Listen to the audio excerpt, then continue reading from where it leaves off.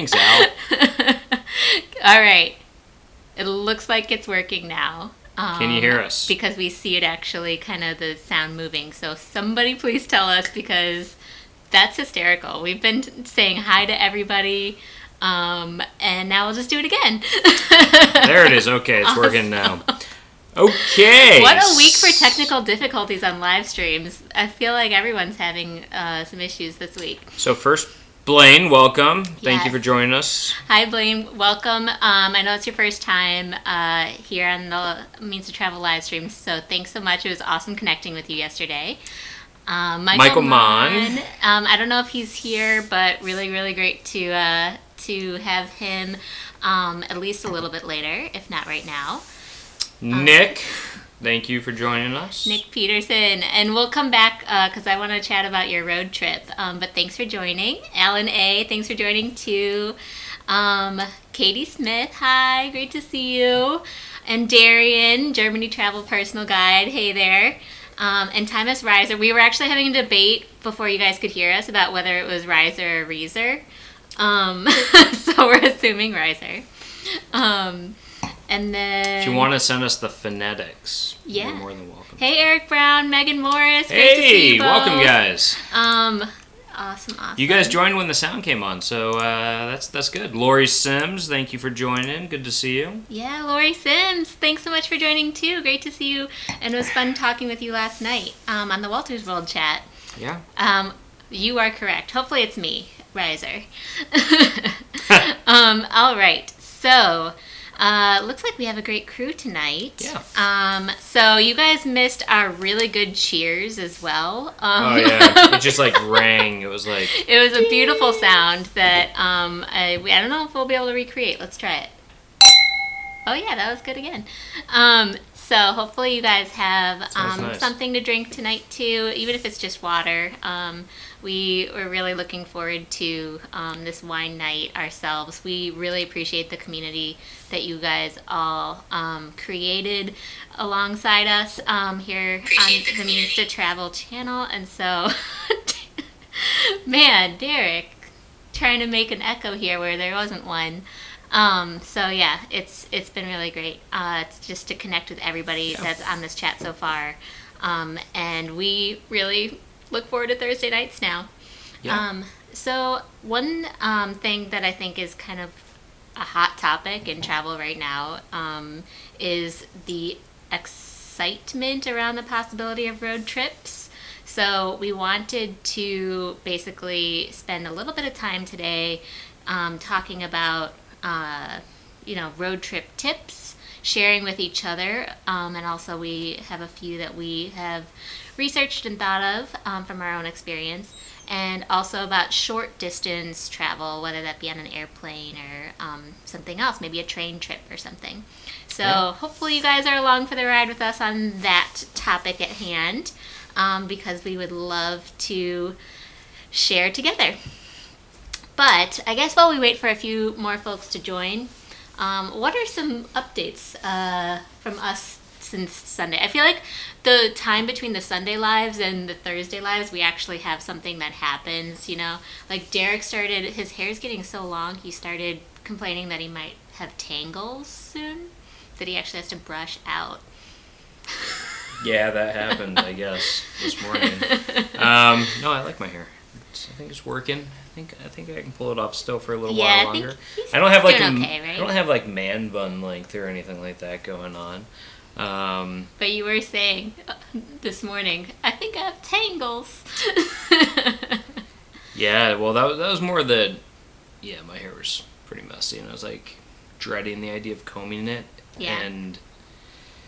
But then after showering, it all works. Men's hair, nice and easy.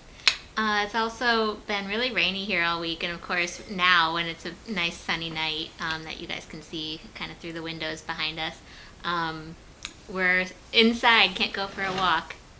That's a little harder because the light in front of us, you don't want it to reflect too much.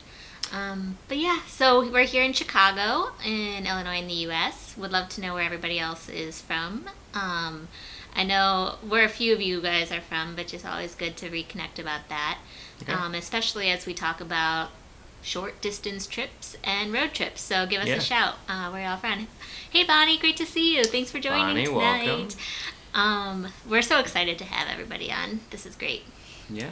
Oh, so Thomas is from Champaign, which I assume is Champaign, Illinois. Awesome. And Nick Peterson's from Unless you're from Minneapolis. Champagne region of France, in Oh, which yeah. case, awesome. Yes. I would love to go there too. Yeah, and we would probably More have to than tailor the Champagne, conversation in a Illinois. very different way if it was Champagne region of France. So that would be fun, though. Weirder things have happened. I've been around that area, so I guess I could speak to it a little bit. He said no, Illinois.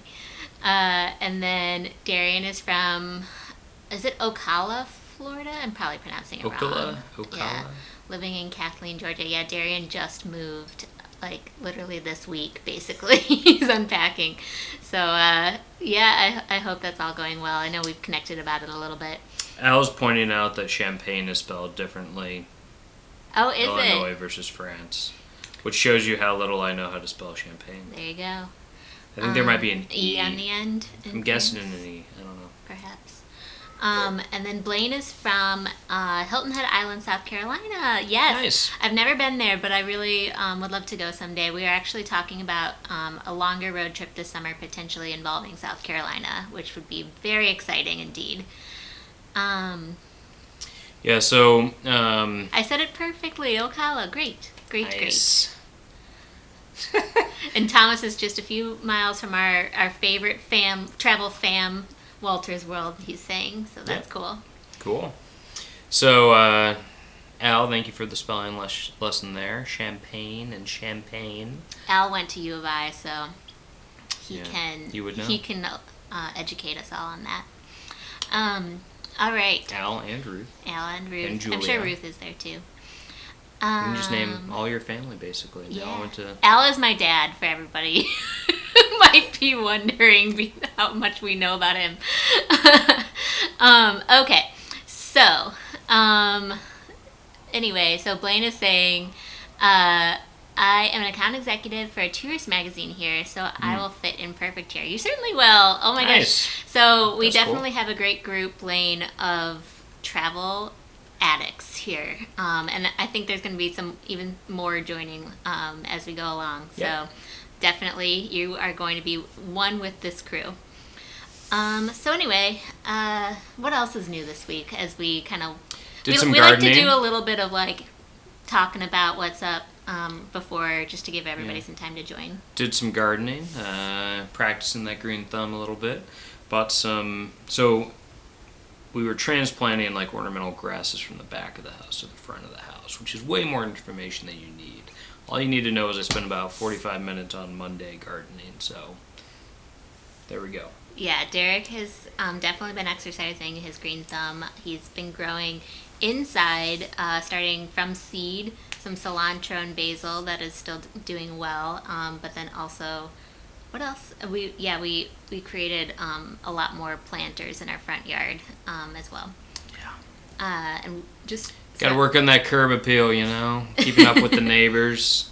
Exactly. When your neighbors do a lot of cool, fancy stuff in their house, you kind of need to do it as well. I know, but we're doing it ourselves, so we'll see how it goes. I Anyway, just always expect they'll die, and then we'll just buy more, and those will die. but it's Circle fun. of life. It's fun, especially when you travel. So we are often traveling a lot. So we tried to be conscious of the plants that we've purchased during this quarantine season. Of if things started up again, if we wanted to go on a road trip, or even, God forbid, a plane trip at some point, while the plants are still alive this year. A plane? What is that? What's an airplane?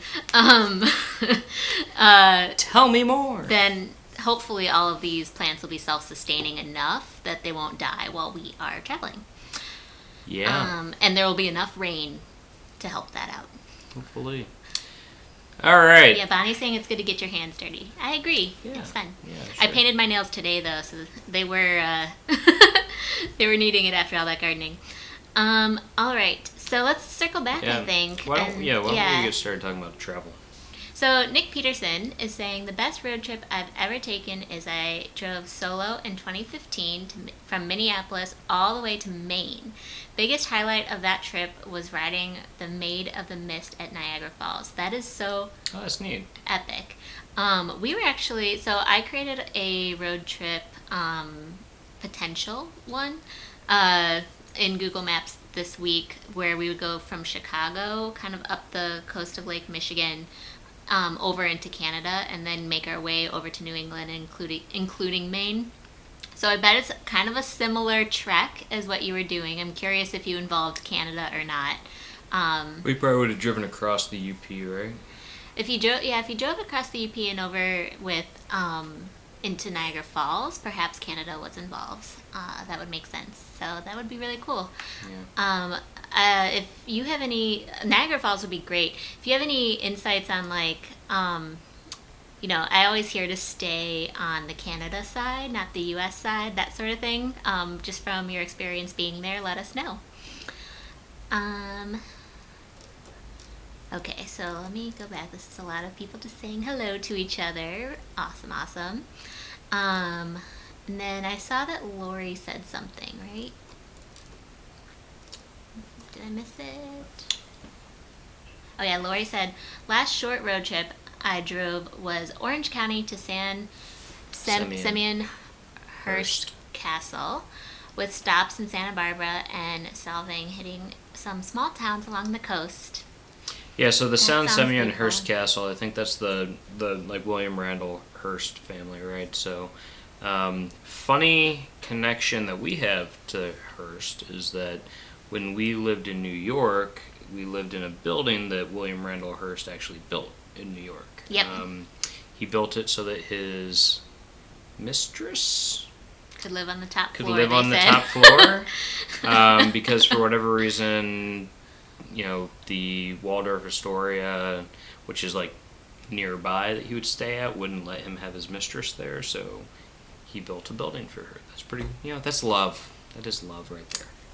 That's a thing that It happened. potentially happened. Potentially. So The landlords of our building like to think so. yeah, but they ended up renaming it something like Hearst having something. to do with Hearst while we lived there.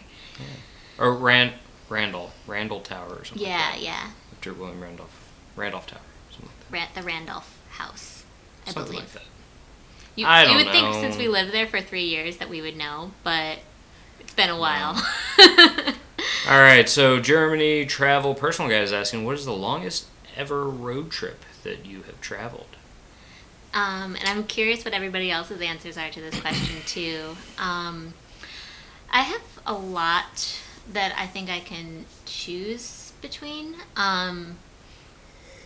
Most of them are from mission trips that I did in high school, going from, I went from Chicago to, northern, almost to the Canadian border of Minnesota, and I went from Chicago to Standing Rock, Native American Reservation in North Dakota, and those are, several days long. We did a 14-hour straight road trip from New York City to Chicago. Mm-hmm. I've done road trips all throughout the Rocky Mountains, that included mostly Canada, New Mexico, Arizona, and Utah. And those, typically the ones that I'm talking about though were it wasn't necessarily, distance, it's that we explored a lot around those areas as well. So the road trips themselves lasted, I don't know, a week and a half, sometimes 2 weeks, very, very long time. So it was a lot of fun though, and I certainly haven't been doing as many road trips in recent years, especially because we didn't even own a car in New York City. Now that we live in Chicago, we do own a car, and we have done several local Midwestern road trips, but not as many as we probably will do this summer. So we're open to everybody's suggestions. We're open to hearing everybody's tips and tricks for making them as amazing as possible. Yeah, and then, for me, my family was really into growing up doing the, driving from Indiana down to Florida type of road trip. So we did that quite often. Probably the longest trip that we did on that was we went to Miami in southern Florida. Otherwise, more recent memory, I did a big road trip in the south. We did like a big loop and stuff, but that probably is shorter. Where we did a lot of like law schools. When a buddy of mine was going to law school, we went and visited a bunch of them in like Virginia and Alabama and whatnot. Vanderbilt, yeah. Vanderbilt and Tennessee and whatnot. So or I guess that's Nashville.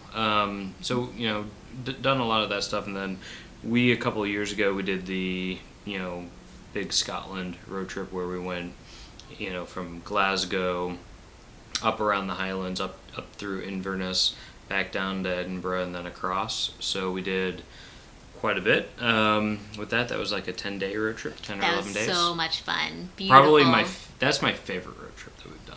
That was pretty epic. Yeah. And then I don't know. I really love our European road trips that we've done. So that one is probably the best. I mean, the one in Italy, all through wine country in Italy, was really stunning as well. Yeah, but that was the one that, like, the Scottish one was like a road trip. Yeah. Like,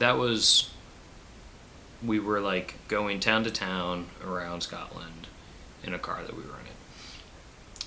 The Italy one, where we did, like, kind of northern Italy, so we flew in to Milan. We flew in and out of Milan, and we did, Piedmont, like Como, and all that kind of stuff.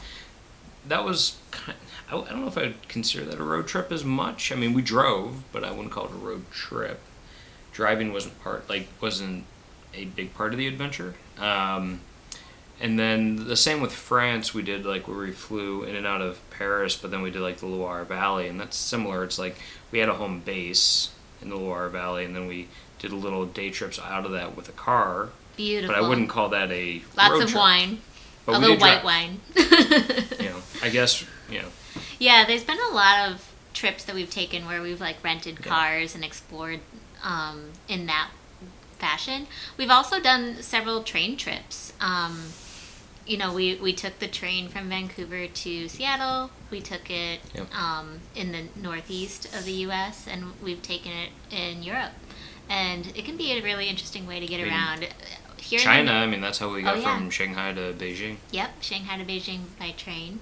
Alex Kapitko, welcome, sir. Good to see you, brother. Hey, Alex, great to see you. Two Travel and Tour, welcome as well. Oh, yeah, hey, Kimberly and Neil, Two Travel and Tour. Wonderful to have you guys on. And Darlene, welcome as always. Hi, Mom. I don't know if there's anyone else we missed. We're sorry about that, but really great to have everybody join. We are talking tonight about road trip tips, short distance road trips, long distance road trips, and then also maybe just short distance travel. So even if that involves, say, train travel or just a short plane trip, we'd love to hear what everybody is thinking about that. So feel free to chime in at any time, ask us questions, give your tips and experiences, etc. Yeah. And Michael Mond's here. Welcome, Michael. Oh, yes. Welcome back, Michael Mond. Great to see you. And then, so one thing that I wanted to talk about with short plane trips is that, so I created a video last summer that's one of the top performing ones on my channel called Long Haul Flight Essentials. But that does change if you're doing a short plane trip in a lot of ways. And I haven't created any videos yet about short distance plane travel, so I thought it might be a great time to do a little bit of chatting about that. One thing in particular is that if the flight is extremely short, say 45 minutes from Chicago to Detroit, something like that, which is a great weekend getaway, then you are actually more likely to want to pack snacks than eat. I guess you're pretty likely to want to pack snacks on very, very long distance ones too. But let's say you are on that really short flight and you are all of a sudden stuck on the runway for like an hour. Those flights aren't always stocked with any sort of food or anything. So if there's any sort of delay on the tarmac itself, you're going to want to have something to eat and probably something to drink. Sometimes they don't even have like a water service for economy class on those types of planes. So just something to keep in mind for those really, really short flights that you might do in like a long weekend or something. Yeah, and depending on where you are, there's some really cool spots like that can be like a very short trip, and international. For instance, when we were in New York, We did, a Memorial Day weekend trip to Quebec City, which is where I proposed to And her. that's just an hour flight from New York City to Quebec. And it's super short, very quick. Similar, if you're in Chicago and you want to go to Toronto, very quick and easy there too. But the question becomes, when do the borders open up again? When is international travel like that allowed? I think a lot of us think that, it's likely to happen, kind of regionally first. So, within the United States, followed by maybe United States, Canada, Mexico. But, we'll have to see kind of how things play out and what ends up being the case. We'd love to make it up to Canada. I mean, Eliz already said, she was talking about the road trip idea that she has, and, a big part of that would be through Canada. And part of for me, what would be really cool about that is getting to those parts of Canada that I've never been to, like Toronto, Montreal. So. Yeah. I was just looking today, actually. I didn't even tell Derek about this. But one of my favorite high-end shoe brands that does really great sneakers for travel. They sell them at Nordstrom's, but it's Ron White. Ron White, which is not Ron White, the comedian. Not the comedian. Same spelling though. But Ron White, the shoe brand, they have actual locations in Toronto. So I was looking at where exactly they are in Toronto in case we end up there this summer somehow. We're skipping Toronto. I guess I don't need too many travel shoes without a European trip on the books yet. Yeah. But well, you just bought new shoes like 2 years ago. It's a long time ago. It's a long time in Derek land. Yeah. Megan Morris, if you're still on, please tell Derek shoes are important. All right, so Nick is saying that when he drove through Chicago when he did his road trip. Yeah, I mean, just driving from Minneapolis to Chicago, which I did, I think twice, 12 years ago now. That's a long trip in itself. Very short flight, but I think it's like 7 or 8 hours to do that part of the journey. So you'd asked the question though about whether he preferred the Canadian side or the American side. What he said was that the Canadian side has more of a Vegas feel to it, so that's interesting. Yeah, wow. And Eric Brown is saying that the Canadian side is a lot more entertaining than the New York side. So I think we need to go to the Canada side. I think so. I've heard a lot of people tell me that the Canada side is pretty great. And then I know that somebody was saying about it's really hard to get through Chicago. It feels like it takes forever. And that is true. If you're driving kind of from one end of the city to the other, it can, especially during traffic-y times, take quite some time just to get like around the lake and stuff like that. There are some really great short distance kind of weekend trips from Chicago as well. I don't think we have too many Chicago folks on this chat right now, so I won't get in too much detail about that, but if you just kind of go around the lake and up to Saugatuck, Michigan, and that western coast of Michigan, it's just a really easy kind of 2 to 3 hour journey that you can do after work on a Friday and even come back Sunday night. And then also up to Wisconsin. A lot of people escape up to Wisconsin, whether it be to do anything along the lake up there or in kind of the woodsy area up there too. Yeah. So Bonnie is saying that she has family in Biblis and Mannheim in Germany, which is close to Heidelberg, which is pretty cool. Nice. And Germany Travel Personal Guide, aka Darian, says that he's very familiar with both towns. So Speak up a little bit just in case the microphone's really far away. I will speak up more often. And Derek has that silky baritone that we all love to hear. I've been trying to figure out how to make my voice more appealing. Tell me how it's working. Is it working? I don't know if that works for men like it does for women. I don't know. I like your voice no matter what. I always tell him he could read audiobooks to me if he wants to. But, I'm married to him, so maybe I'm a little biased. Yeah. So, okay. Derek, you've hopped around a lot, so I was actually trying don't to go know back in order. Oh, okay, cool. All right, so Blaine, last long road trip I took was when my parents moved from North Las Vegas a few years ago. The drive was very nice. We went through about 10 different states. It was like 30 hours. Or moved to North Las Vegas. So northern Las Vegas, that's pretty cool. I assume that's still in Nevada. Just to the north of Vegas, right? Yeah, I mean, Vegas is in the southern part, so I would imagine. It's not, well, we know that there's a Las Vegas in New Mexico. That's true. So There is a Las Vegas, New Mexico. So that's the thing. But I'm guessing it's not. I'm what guessing he's this is talking in about. Nevada. So actually, I've got family who's not in not in North Las Vegas. Although when they were building their house up in Utah, so they live up in, kind of close to like Mount Zion type area. Zion National Park. Zion National Park, whatever it's called. Zion National Park up in Utah. And so when they were building their house, they were staying in North Las Vegas because it's a very easy drive. And in January, when we were in Las Vegas for a conference, we came in the week early, and then we rented a car and just drove up to visit them, see their house, do some hiking, which was a lot of fun. So North Las Vegas, very cool, and has a lot of good access to a lot of outdoorsy type stuff that's fun to do. Yeah, and just Las Vegas in general. Derek and I went in January, like we were saying, and he was attending a conference, and I was kind of there with him and also doing some research for my business. An excuse to go to Vegas with my husband on his birthday while he had to work. And I was able to get out to Red Rock Canyon, which is a great little, maybe half-hour drive outside of the city.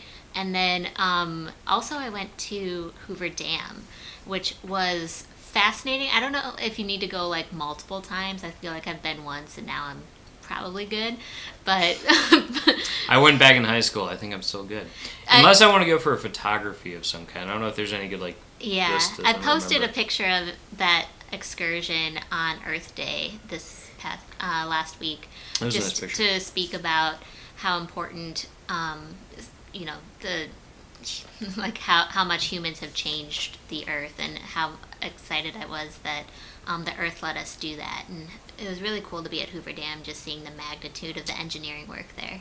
Yeah. But yeah, that's a 45-minute drive outside of the city, and I guess if you're living in Las Vegas, it's going to be a great time this summer to just explore what's near you. Well, it's their parents' moved. Yeah, so his parents moved out there, I assume from South Carolina. I assume so. So Alex Capitco, very happy that you're here catching up with us, and that means it's almost the weekend. So that's fun too. Yeah, really always fun to have Alex on here. Yeah. I'm actually bummed because I was hoping to come out and visit you and everybody else out in LA over the summer, and unfortunately that's not happening. So as soon as things open up, though, Alex, I'm coming for you, bud. We're going to go hang out. So just a little background for anybody who's not familiar with what's happening in Illinois, which is the state that we live in. We are definitely having our quarantine extended, or stay-at-home order extended through the end of May. I know that a lot of other states are talking about opening up a little bit earlier, so if everybody else's states on here are opening up earlier, hopefully y'all can start thinking about travel even earlier than we can. But as of right now, we are an end of May state. I wouldn't be shocked if we extended a little bit into June, just based on where the numbers have been this week with coronavirus, unfortunately. So I'm hoping everybody out there, since it sounds like we have a lot of states represented today, I hope everybody's staying really safe and healthy, and you guys can think about travel. All right, so real quick, so you scroll too much.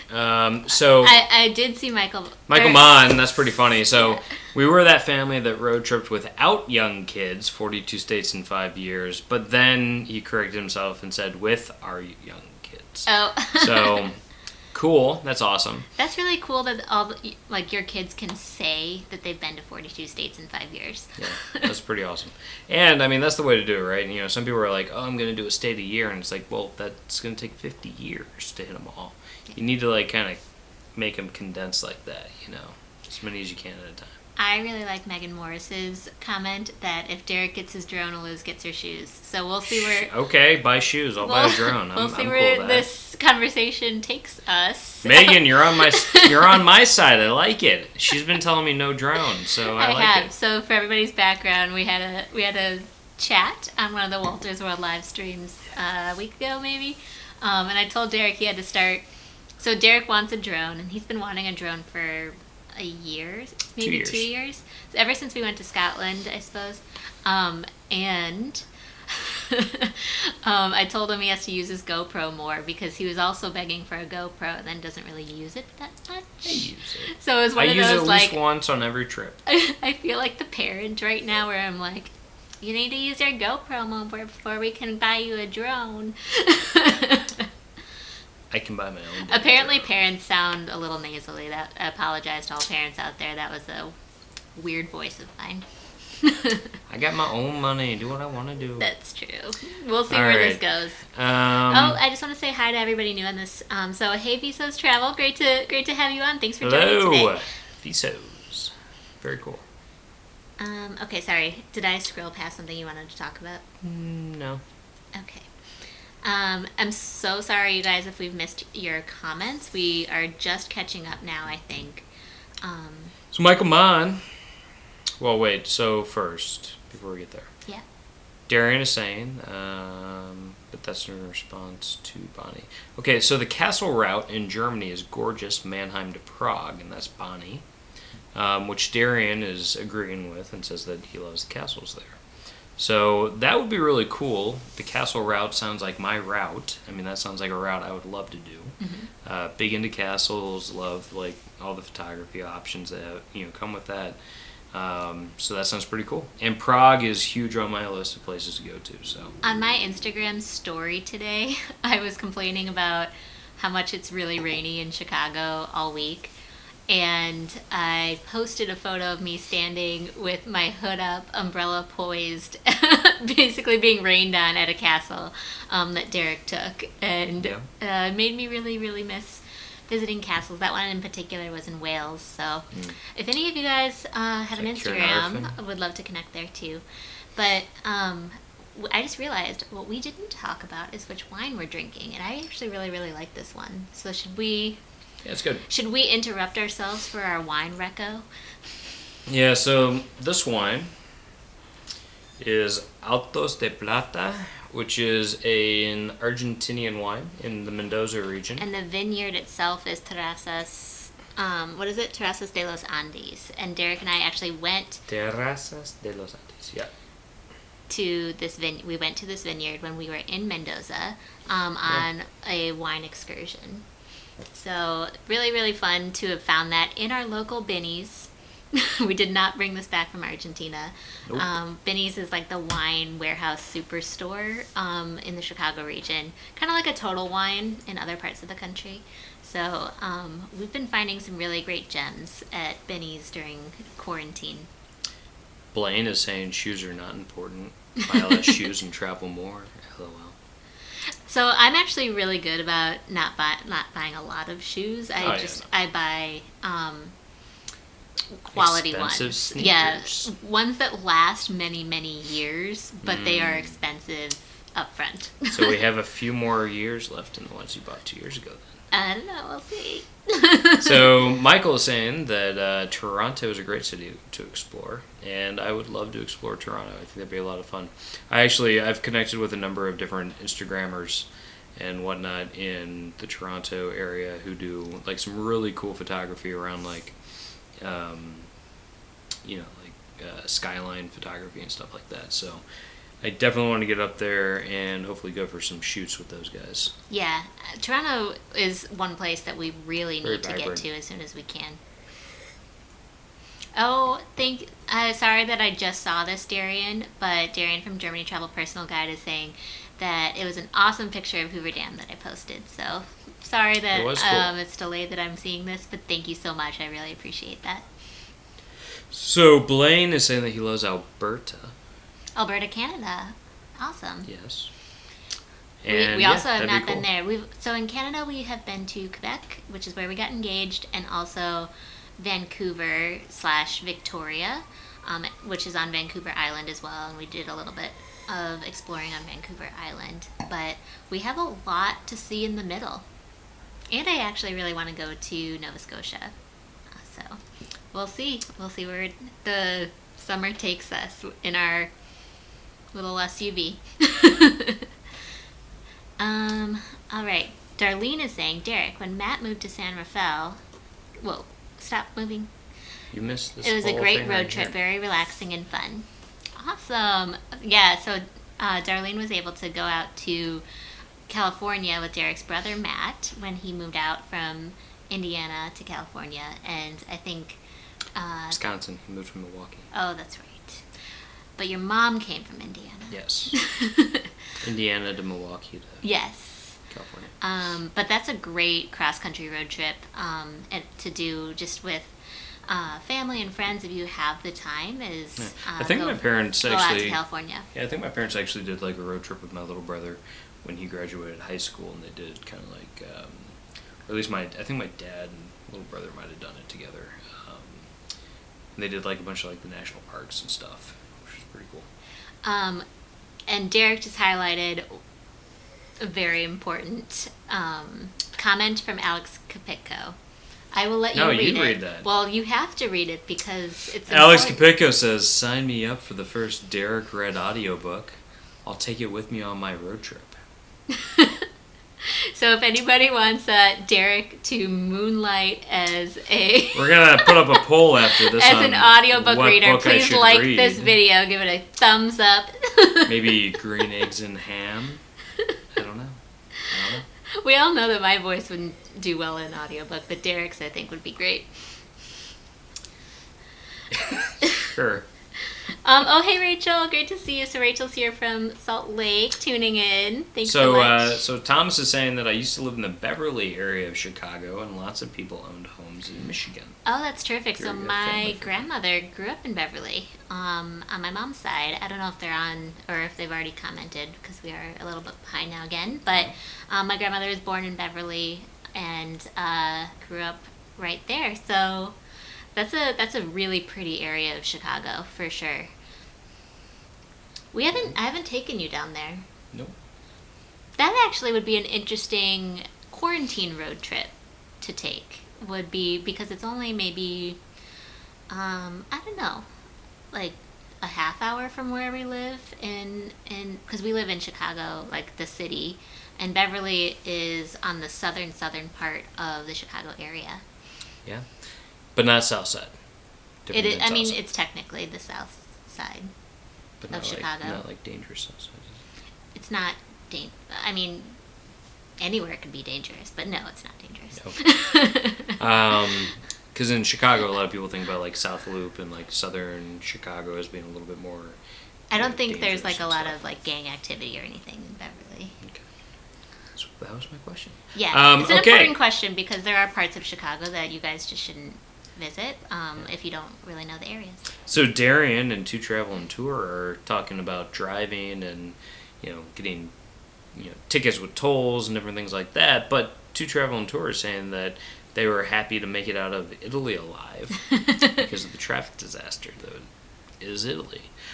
So when we drove through Italy, I will say that we found Italian drivers to be crazy.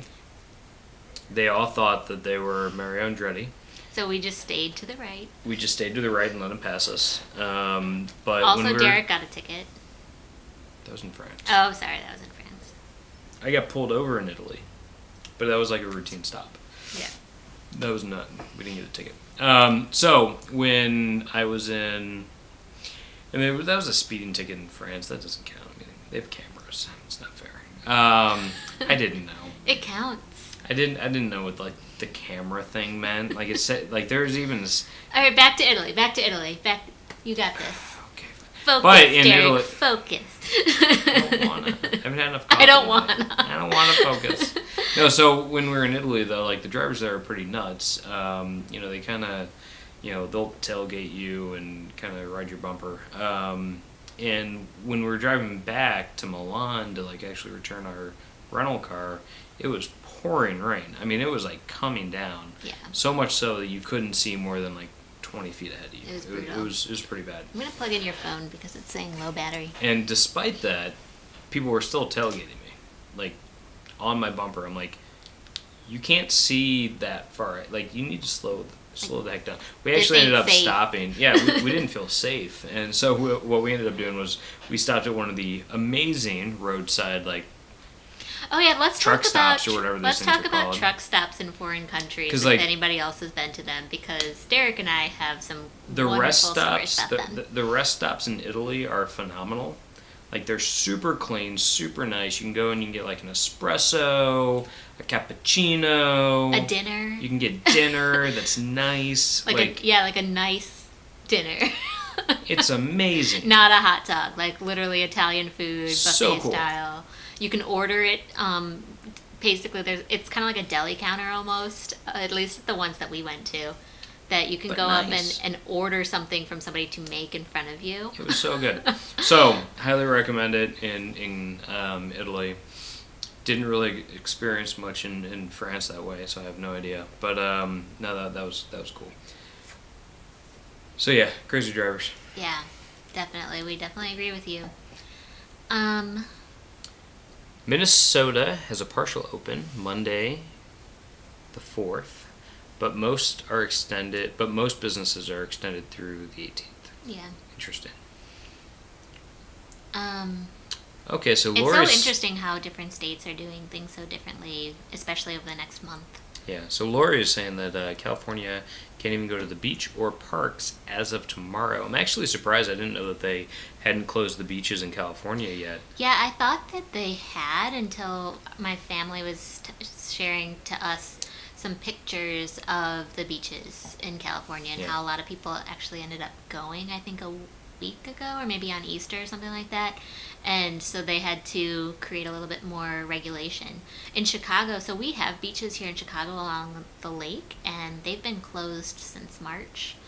And we've had some nice weather days that it's unfortunate that we weren't able to go to the beach, but it's definitely safer to have people social distance and not be on those beaches and trails. My phone. This is how I look things up so I can have conversations. I was charging his phone because it's about to die, so we'll see if he can look fine. stuff up. If it dies, it dies. Visos Travel is saying same in Spain, I'm assuming, with either crazy drivers or really cool truck stops. Either way, sounds cool to me. No, so... But you skipped a bunch of stuff. Like a lot of stuff. Sorry, everybody. Oh, hey, Julia. Great to see you. Sorry that we missed you before. See, this is why, because I can't see it as well. It's on your side of the screen. We need Derek to be reading out these comments in his silky baritone. Yeah, so To Travel and Tour is saying basically ever since Italy hasn't been as afraid to drive anywhere else in the world. I would agree with that. Although I will say that Scotland in the UK is a little nerve-wracking in that it's very windy and the lanes feel narrow. I don't know if they are more narrow, but they feel very narrow. And the, added effect of being on the other side of the road and everything just makes it feel a little bit different. So I'll say that is a little bit unnerving, but you get used to it after the first day or so of driving. And then there's a lot of great Visos Travel. conversations Please do happening. not mention a drone. And Darian talking to Travel and Tour, I can relate. I drove in Paris for the first time last time I was in Paris, last June, with my wife and 3 other couples. Yeah. Driving in France is interesting too, but especially if you're driving just in any sort of urban foreign city can be a little bit nerve-wracking, but the signs tend to all make sense regardless of what language they're in. So Bonnie, if you go up above the To Travel and Tour thing. Uh-huh. So Bonnie is asking if we saw the BBC series Stephen Fry in America, and that it's an interesting road trip across the U.S. We have not seen that. No. That sounds very interesting, and we'll actually watch that now because we did recently watch a Stephen Fry series in Japan. That's not the same guy. It's not? No, that's James May. Ah, no, it was James May. Oh, all those British people. I know, Look it's so alike. tough. All right, never mind. Stephen But Fry. we still will watch it. I think that sounds really fun. I have watched a show on Yeah, that was James May. Netflix with a British comedian and his dad called Travels with My Father, and that's really funny. You know, they kind of travel together across the U.S. in the third season. Stephen Fry of Fry and Laurie. There you go. Which is where Hugh Laurie actually like got his start. And everybody in the U.S. knows Hugh Laurie as the dude from House. Trivia But master. he's actually British. So that's He's a actually comedian. another thing that's new since Sunday. Is Derek and I came in second out of like 70 people competing in DC trivia on Sunday, and That was we lost by 3 points. we're We were off by 3 points. a little salty about it because we got the most number of questions right. Each question was worth up to 20 points, so 3 points is a very narrow margin. But we also got the most number of questions right. We just weren't fast enough answering them. Just But sad. there's always next time. Derek is like such a history buff, and he just knows all this trivia. It's really Okay, so wine tour tip in Chateauneuf-du-Pape. cool. Ooh, I love saying that. Everyone was in line for the red wine. I tried the white with no line, and it's New favorite Bonnie's white new wine. favorite white I didn't wine. even know because so Chateauneuf-du-Pape is in the France. Avignon region in France, which is in the southern part, Southern kind of part. Provence region, and the reason why it's called that, which is translates to Chateau of the Pope, basically, is because for about 90 years there was a pope, whether you contest it or not, headquartered in France, not in Italy at the Vatican. So this is all in the 1300s. Yeah, basically the French king was like the most powerful sovereign in Europe and was like, yeah, no, I don't agree with the Pope. So he installed his own Pope in France, and that's where the Chateauneuf-du-Pape comes Yes, from. so because popes need wine, they do. How can you do the sacrament without wine? You can't be a pope without drinking wine. I'm pretty sure that's a rule. You can't have mass without wine. But they ended up planting a bunch of grapevines along the hillside in the nearby area of Avignon, which is where the Palace of the Pope is. And the wine to this day is still grown there, and that wine region itself is called Chateauneuf-du-Pape. And it's a lot of very famous red wines. I went there actually last fall with my friend, and only drank red wines and Chateauneuf-du-Pape red wine. So I would love to now go back and try the whites. That's amazing. Yeah. The more you know. Yeah. So Darren is saying that I've driven in many places, but not Italy, and Paris would be one of the craziest places for me. I can't imagine driving in Paris and getting on the whatever that circle is at the Champs-Élysées. The roundabout, like At the around Arc the de Triomphe. around the Arc de Triomphe. Yeah. Oof. I feel like I would be like in like the Griswolds or whatever, where you just like go around in circles and you never leave. I think there's an episode of The Simpsons where they do that. That might be. They just go That round might and be what I'm around. thinking about, yeah. That would be fun. Julia, hi from Tucson. Our stay-at-home Good to order see was you. extended through May 15th. Yeah. Yeah. I'm curious. When states open up and others don't, what's going to happen? But we'll see. So, people saying hello. Oh, Kimberly of Two Travel and Tour likes Nova Scotia. Oh yeah, no. So I was saying earlier that I wanted to go to Nova Scotia in Canada, Yeah. and I had said this on a previous live stream a while ago. I would love to do a road trip around the coast of Nova Scotia because basically they have this highway that kind of borders the coast, a little bit like the Pacific Coast Highway, where you get a view of the water. And I've always really dreamed about doing that because there's supposed to be little sailboats kind of dotting the harbors and stuff like that. And it's supposed to be just really idyllic. Someday, hopefully this summer, if we do a lot of road trips. Yep. So Megan Morris is saying that she loves the thumbnail pic Oh. from today, and was it taken from our roof deck? It was taken from our balcony in Long Island City, which is where we lived in most recently in New York City. So that picture was taken in at the end of 2016. 16 or 17? It was in 16. Oh, yeah. And so we were just enjoying some wine on our balcony. We had such a stunning view of Manhattan from our building.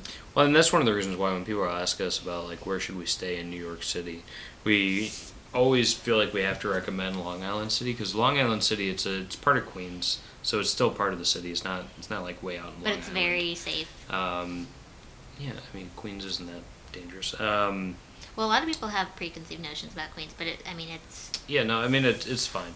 It's safe, and the best part though is that it's safe. There's a lot of cool stuff in there. There's multiple like Michelin-starred restaurants. It's super convenient to Manhattan. It's as close to Manhattan as you can get. It's literally right across the East River, and there's like 5 different subways that'll take you like into Manhattan. So you're one stop from Manhattan, like Midtown. So I mean it's very worthwhile, and it has the best sunsets in New York because the sun sets like with the Manhattan skyline. So it's gorgeous. It's stunning, and just really great people there too. So I don't know if I missed something before about the Cubs, but yes, Blaine, go Cubs. Agree. Why not?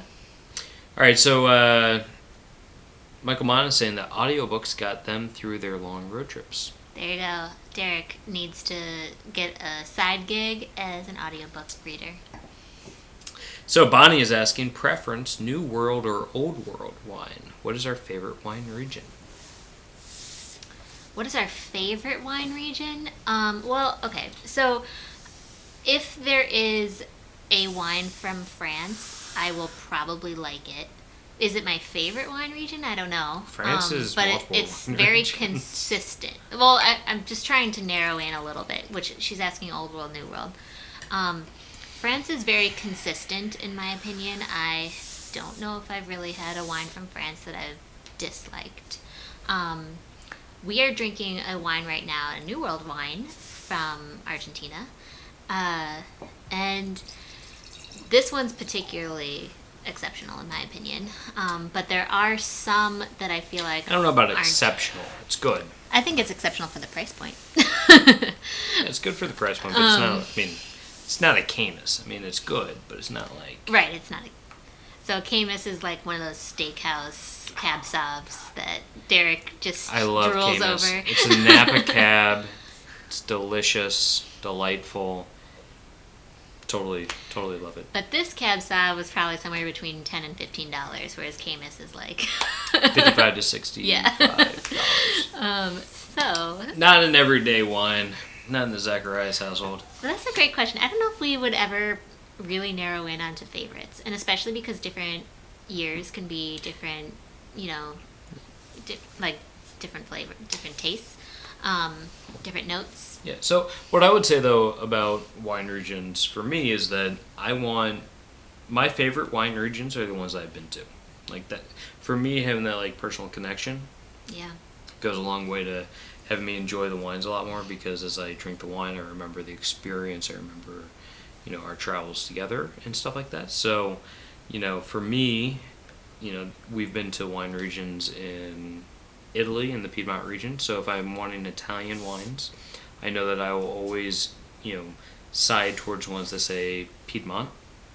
So Barolos, Barbarescos, Nebbiolos, like a bunch, and everything from like the expensive Barolos all the way down to like the cheaper like Barbera d'Astis or something like that, which is a much cheaper wine. But I'll always err towards that rather than like a Chianti, because I've never actually been to the wine region in Tuscany. So it just doesn't have that same appeal to me. And that's kind of like any travel in a way, when you feel like you have a personal connection to the place where something is from, you might be a little bit more biased to it in a good way. Like I'm sure the wine, like cheese for me.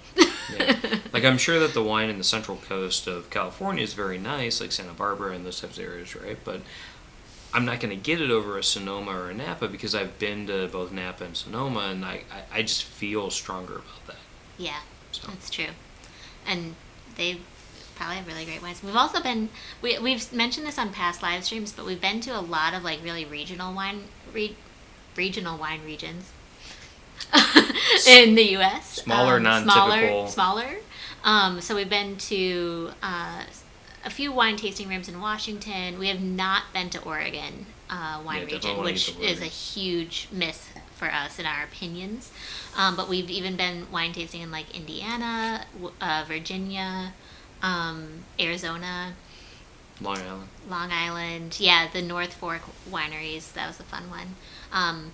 So yeah, there's really, I mean, no matter where you guys are, there's probably some sort of wine to be tasted nearby, which can be a really cool option for the next couple months. Yeah. And when it comes to like wine tastings, like again, like we've been to bad wineries, we've been to good wineries, and like what makes the experience is like the person giving the tour and like having like somebody who's very enthusiastic and into it, and like that's their life and passion. Like that makes it a lot better. Like even like not a great wine, but like somebody who's like enthusiastic and telling you about it, like it's still gonna be a good experience. Yeah. In my mind. So I just want to speak to something really quickly that I don't know if you kind of missed. So Blaine is saying, I wonder how they get their comments on the side, which there is what he's referring to. Must be a paid subscription. So just for anybody who is also a live streamer here, which I know several of you are, we actually use a program called OBS that connects into YouTube and bring in the live chat feed through that. Before we started these live streams, I watched several tutorials on YouTube about how to do that because the Walters World people, who I really admire, they have a similar setup, and I thought it's really cool because Derek and I often watch these live feeds on a television, so you can't see any sort of chat going on without it being part of the feed. So that's one thing that I think is really like important to me, is to make sure that if somebody's watching these videos later on, like after we're done being live, or if they're watching on their screen right now but on a television screen, then they can still read along with what we're saying and what we're seeing. Did you mention how you got it there? Did I mention what? Is it through a paid subscription? Oh, it's not a paid subscription. No, I'm using the free version. So it's not paid. There's ways to get it without paying. So maybe shoot her a DM or something like that, and she might be able to point you at least in the right direction. Totally. Yeah, let me know. Always here to help. Yeah. Gallivanting Gals, welcome. Gallivanting Gals, hey guys. Yeah. It's Michigan a party. UP has wineries. Now it's a I'm party. so glad you guys told us this. Okay, we have to go when you guys go. All right. We're going to the UP. I know we were talking about trying to coordinate going at the same time, so that would be really cool if we were able to make that work. Yeah. Okay, wait. So you like skipping things? Oh wait, there's one new person on note. I just don't want to miss anything. Karen Mack. Hey, Karen. Hey, Karen. And then also Coria Joshua. I don't know. Sorry if I totally mispronounced that, but welcome. Great to have you on as well. So. Yeah. Welcome. I need a phonetic on how to say that. And our day was great. Yes. We had it raining all day, but then the sun came out. We're here in Chicago, Illinois. And thank you for subscribing. If anybody's on here that hasn't subscribed, that is one thing that really helps me and a lot of other creators right now. It's totally free to do. You just press that red subscribe button on YouTube. And I am trying to get to 1,000 subscribers, but being a travel channel right now, it's a little bit harder to do because a lot of people aren't traveling. So really appreciate your subscription. Yeah. And we appreciate you being here and spending your time with us. Yeah. We know that, even... The more the merrier. This is fun. Yeah, even with, Corona and people being stuck inside, time is precious. So, the fact that you guys are here with us, that means a lot to us. So totally. Thank you very much. Okay, so audiobook... Okay. Now I took us too far the other way. Eric Brown, he hates camera tickets too. Me too, Eric. Wait, what are camera tickets? Like in France, when we got a ticket mailed to us like 3 months later. I understand now, totally. Those are the worst. All right, Al is saying, Beverly is a beautiful area, as you mentioned. Peaceful, leafy. It's on the southwest side of the city of Chicago. Yes. Very nice. So visas, probably different software. So the software that we use, that you're using, is OBS, right? Yes. So I'm not sure what it... I noticed that a lot of other people that we were connecting with yesterday use it. Looks like the same software. So I'm not sure what that one is. But yeah, I use OBS. And you spent a little while trying to like figure it Yep, out, right? yeah. I mean, it's not necessary, and the free version of OBS isn't necessarily as intuitive as the paid version, from what I understand. Yeah. But you know, spend a little bit of time, you can figure out some cool stuff. Also, hey Eric, great to see you. My dad. Your daddy's on. Hey, Dad, what's up? Welcome. All right. Derek's like, Papa. No, I'm just kidding. Okay, so he said three. Hold on. So he says 3 of us flew to Phoenix. Evan and I drove to California after graduation. We started in Long Beach and drove up the coast, visiting state parks up to Yosemite, then Discovery Bay. Okay. What a great road trip. That and what's funny. All right, so what's funny about that is that that's very cool. Long Beach. So my uncle, my dad's brother, lives in Long Beach, so that makes a lot of sense. And his kids live in Discovery Bay, so that makes a lot of sense too. Yeah. So cool. All great right. spots to vacation. So Bonnie, Derek's family's very lucky. So Bonnie is saying that she got rear-ended on the last day of a road trip in Germany. No one got hurt, thank goodness. But it was not funny at the time. But a good story now. Yeah, hopefully everybody's okay. Yeah. Also, if you rented a car, hopefully, they kind of took care of all of the logistics from that, because that's also, at least it was on the last day sort of thing where, I don't know if I'm finding positive where I shouldn't, but if you guys had gotten rear-ended on the, first or second day, that would have been quite a bummer. Probably would have had to switch cars and everything. Viso Travel, may the 4th be with them. There you go. I assume you are a Star Wars fan. You know what's important for today? I don't know if anybody ever heard of NSYNC, but it's gonna be May.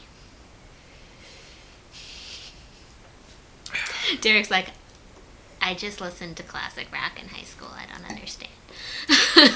Classic rock and country. Oh my gosh, we're like really You just behind. skipped a bunch of stuff. All right, let's go rapid fire. Yeah, we need a rapid fire. I'm skipping stuff because Stop it. I don't even know where we left off. Stop it. So apologies Oh that my we're jumping goodness. around so much. Wait, I'm going the wrong way. Yeah. All right. Sorry, guys. Viso's Travel Truck Stops. He's talking about the truck stops. Eric Brown, I didn't know there were beaches in Chicago. Yes. There are beaches in Chicago. So, one of the beauties of Chicago is that even though it's a Midwestern city and a major city, third largest in the U.S., we have beaches downtown. We actually, steps from Michigan Avenue, you can go to North Avenue Beach. And that's Oak Street Beach. But North Avenue Beach Okay, is North up in Avenue's, Lincoln Park. all right. You're right. So, they like connect to each other. Just fact checking. Fine. Oak Street Beach is like steps from Michigan Avenue. If you go up that about a quarter mile, half a mile, you get to North Avenue Beach, which is actually the closest beach to us because we live right off North Avenue. You just take it down, heading east, and you hit the beach. Yeah. We're about And a North mile away Avenue from the Beach is beach. really big and free. So when Yeah. we lived in New York City, what sucked was that to go to the beaches, any public beach, there was usually still a cover charge. What's the word for that? Entrance fee? Cover charge is not the word. There's a bouncer. There was a bouncer. His name's Griff. No, but like you would have to, Hi, bro. basically take a while to get there, and then most of the beaches there had some sort of entrance fee. So that is a big bonus to living in Chicago now. Yeah. So Lori Sims says, I went from Venice to Salzburg with a tour bus and have never seen such a great amount of food and sweets. Beats. I don't know what that means. Sweets. Oh, it beats anything in America. Awesome food and coffee. Totally. Yeah, sounds awesome. So, that would be a really awesome trip as well. I'm curious if the Salzburg part of it had any like chocolates and stuff like that, because I haven't had any Austrian chocolates before. Poor you. Derek Only brought me Belgian home. chocolates and Derek Swiss got to go to chocolates. Switzerland twice last year for work. I mean, it was for work, okay. Yes, but you I still got to go. I didn't get to go for work last year, and he brought A bunch of a truffles. bunch of truffles home. So that was really The most sweet of him. expensive truffles I've ever bought. It was very sweet of him. It was very delicious. Decadent, muy decadent. So Katie Smith is saying, for international road trips, do you download your maps offline beforehand, or use another method to navigate? Great question. We talked about this a little bit on Sunday, and I actually wanted to give an update. So on Sunday, our live stream was about travel apps that you can use basically to your advantage when traveling, whether it's on road trips or whatever. So the important thing that we talked about was that we really like to use maps.me in order to download maps of places in advance. However, Rachel and several other folks were mentioning that you can also do that on Google Maps, which I was actually completely unaware of, that you could even download offline versions. So I looked into it this week, and the important difference between maps.me and Google Maps is Google Maps has an actual maximum of how many you can download. So once you reach that maximum, you have to basically start replacing things. So for example, in maps.me, which is an app that operates in a very similar way, I could download an entire map of France if, say, I want to go to France, but I'm not really sure beforehand where in France I am going to end up, if I'm kind of flying by the seat of my pants in France.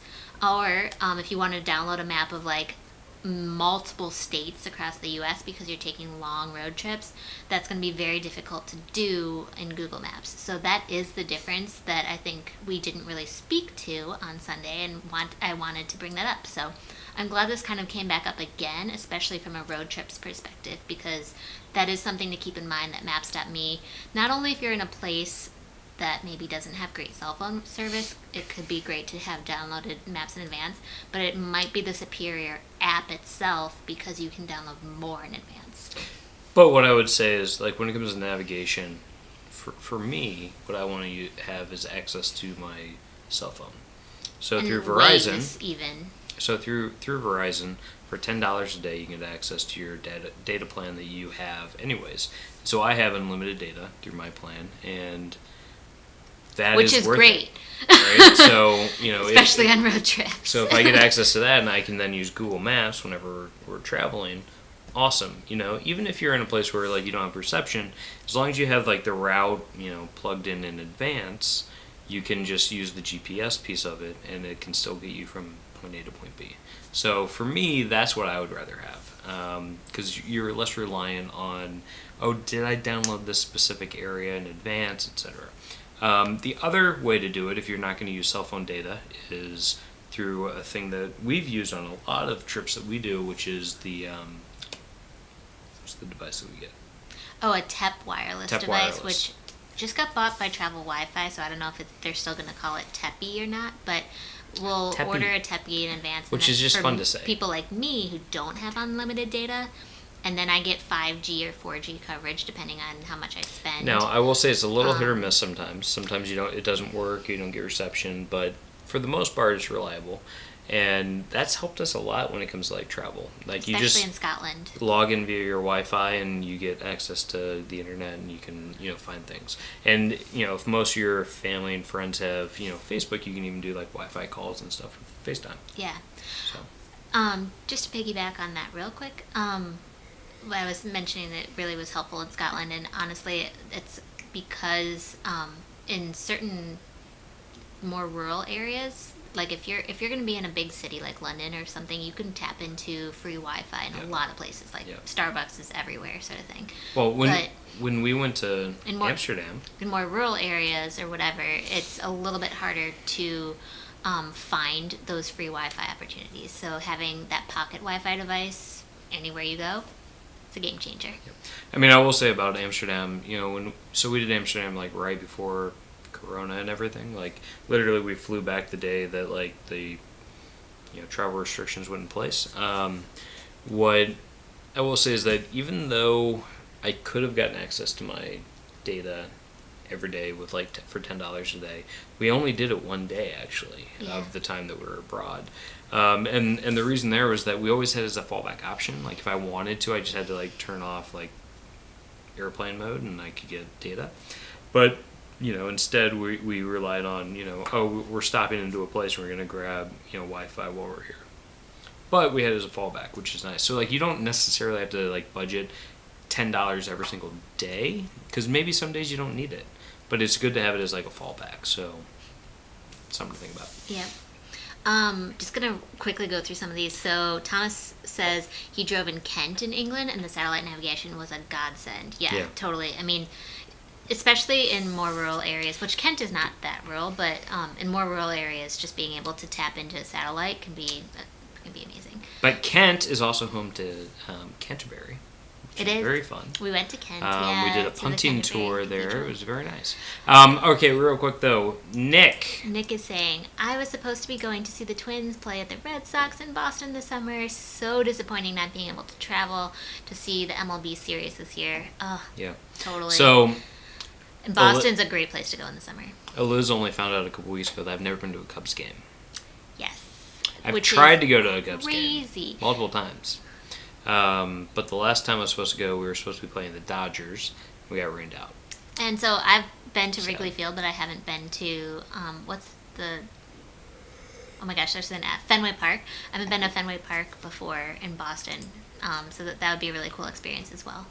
But yeah, I've been to several Cubs games, and I just blew my mind Derek hadn't been. Yeah, but Nick is still hopefully going to do road tripping, just minus the baseball. Awesome. To travel on tour, Derek and Eliz. There is nothing worse than coming in second. I'd much rather suffer total defeat right at the start than end up second. Yeah, well, okay, so the whole thing. So we're doing this whole, like, DC travel hacks, which is actually really cool. Like, he has a pretty cool channel. If you're ever going to go to DC, go check out his stuff. He has, like, really great, like, recommendations. A great summer He's actually a tour guide. So we've never hired a tour guide when we're going to DC. We want to go to DC, maybe through this road trip. That's the stop. That's the destination. And he's talking about the road trip that I mentioned earlier in the chat. That's massive. That goes from Chicago up to the UP over into Canada, to New England, and then back kind of around through Delaware, DC, West Virginia, etc. West Virginia. So yes, that road trip. So continue. We would be going there, and we would probably be reaching out to him to try to get some tips, tricks, and a tour guide. Because, at the end of the day, I have found that when we use, like, actual tour guides, we get a lot more out of our experiences. So the first time that I can think about it was when we were we've done a lot of, like, little guided tours, like the Beefeater tour at the Tower of London, which is very cool. Definitely do that if you go to all of those guys, like the guys in the costumes for Beefeaters, they were all actually, like, in the military. Like, they were all military men. Like, they were all, like, officers in the army, which is pretty interesting. They're the ones that wear the cool, like, bear hats. Yeah. Yeah. So that's fun. We've done stuff like that. But, like, the first time that we had, like, a personal tour guide was when we went to... That was in Chile. Was that Chile? Yeah, in Chile, we had a tour guide that we had booked through our hotel. And, I mean, at the end of the day, it wasn't that expensive when you add up, like, how much it would cost for both of us to go on, like, a bus tour, like, with a bunch of people, versus having our own personal guy, like, drive us around in, like, a Sprinter bus. Maybe we paid, like, 10% more. So it was relatively affordable. So you should always look at it. Because we have a lot of questions. We have a lot of questions. And we want to do what we want to do. Like, we don't want to be, like, tied to, like, what everybody's doing. We want to, like... No, we're good. We don't need to go see, like, all the knickknacks. Like, take us somewhere else. Like, that's why this channel is called Means to Travel. We want meaningful travel. All right, so I don't know if Mark Finley's still here, but I see that he was on and saying that they are still at April's socially distanced birthday party and they'll check in soon, which would be great. Happy birthday, April! Really awesome that Feliz Mark cumpleaños. even just came in to say hi. So hello Feliz to all the Finleys out there. That's very cool. Okay, wait. Alan A. is saying, everyone remember to click the like button. Yes, please click the like button. It helps us a lot. Subscribe if you haven't already subscribed. Tell your friends. Tell your family. Just, word of mouth. Yeah. I'm kind of scrolling. Gallivanting and Gals came in, and everybody said a lot of hellos. All right, Germany Travel Personal Guide is saying, Würzburg, Germany is an excellent wine region. Yes. Germany I've has heard such many good other things. wine regions as well. So Riesling is a very big German wine. And surprisingly... Go on. Tell me more. Tell me more. No, so all I was going to say is that Riesling is one of those wines that a lot of people think of as being kind of sweet. But it's not necessarily sweet. You can actually get a semi-dry. From a dry to semi-dry to sweet Riesling, yeah. Actually, same thing with Vouvray in Italy. No, France. Dear Lord. Vouvray is from the Loire Valley in France. But a lot of people think of Vouvray as being kind of like sweet. But you can get it dry, which is sec, or demi-sec, which is like semi-dry. So you can kind of get it all across the spectrum, which is pretty nice. Totally. So gallivanting... No, stop it. Sorry. Gallivanting Gals. As you know, Tracy doesn't love wine, so I don't drink it often. The only one I can tell you I love is Cake Bread Cab. Cake bread is so good. No, I got Cupcake. You got Cupcake. So... Cupcake, Cake Bread, they sounded the same. They're not the same place. So I heard... I heard you the last time. I think they said Cupcake last time, though. I don't know. So we're trying to figure out what our house white wine will be, and what we can get from Costco in bulk. For those in the United States, very good red wine, very cheap from Costco is Ménage à Trois. It's like $6.99 a bottle At Costco. At other places. At other places, like Target. $9.99, something like that. So still some $10. But like, if you have a Costco membership, you can save a lot of money. Very drinkable, very easy. This is not from Costco. You heard it here first, you kids. heard it here first. Derek's wine arbitrage is back. So but it's very tasty, and so for us, like if we're gonna just order like Thai food or for like eat pizza or whatever, like if we're not trying to do anything fancy, we want to have a cheap wine so we bring down our total cost. Because then when we do something nice and we like if it's a special occasion, we want to open up a Camus like we mentioned earlier, which is much more expensive, we can bring down our total cost a little bit. Yeah, and Megan's saying that Jordan is her favorite steakhouse wine. Jordan is actually very good. Which is great. Jordan's actually very tasty. Also a Napa Cab. Yeah.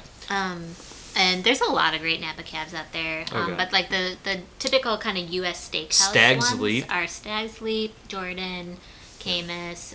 What's the one that starts with F? With an F. Yeah. It's funny. You can tell that I have more like a photographic memory when I say a word starts with something, but I can't remember it. Like that's like I remember reading something on a page, but I don't. Sometimes. Ferrari Corona. No, Ferrari Corona's in Sonoma. But actually, if you're in California wine country and you want a very nice vineyard to go to, the Ferrari Corona vineyard near Healdsburg in Sonoma is really nice. It's like one of the it's a beautiful estate. It was founded by a guy who his last name is not Ferrari. Maybe it's Corona. No, I think it's like his mother's maiden name. I think was Ferrari. And but no relation to the car. No relation to the car.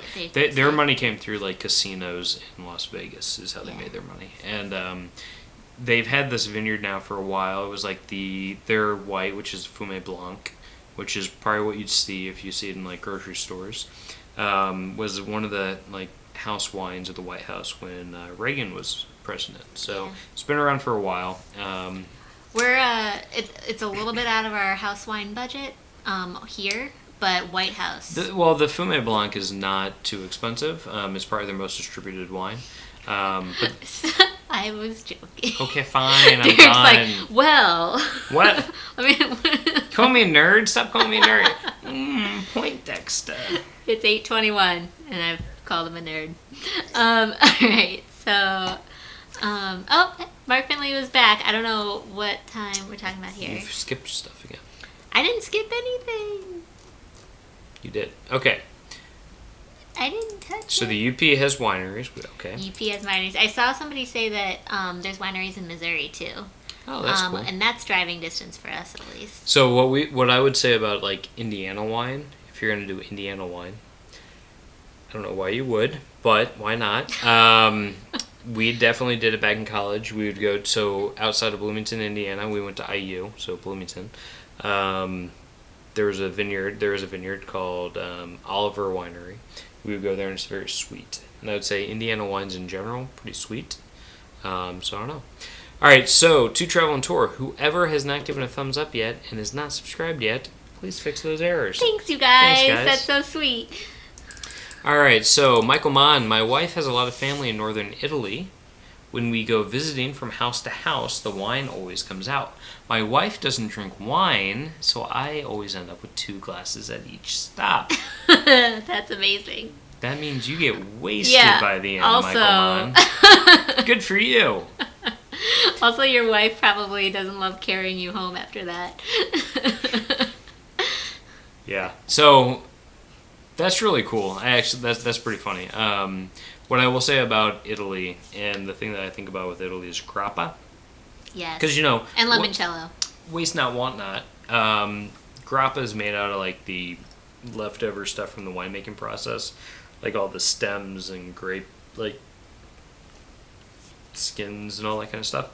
They ferment that all down into grappa, which is super strong, like slap you in the face, kind of like alcohol. It is so strong. Like plain grappa, which you take it like you take a shot. I would not drink that just plain.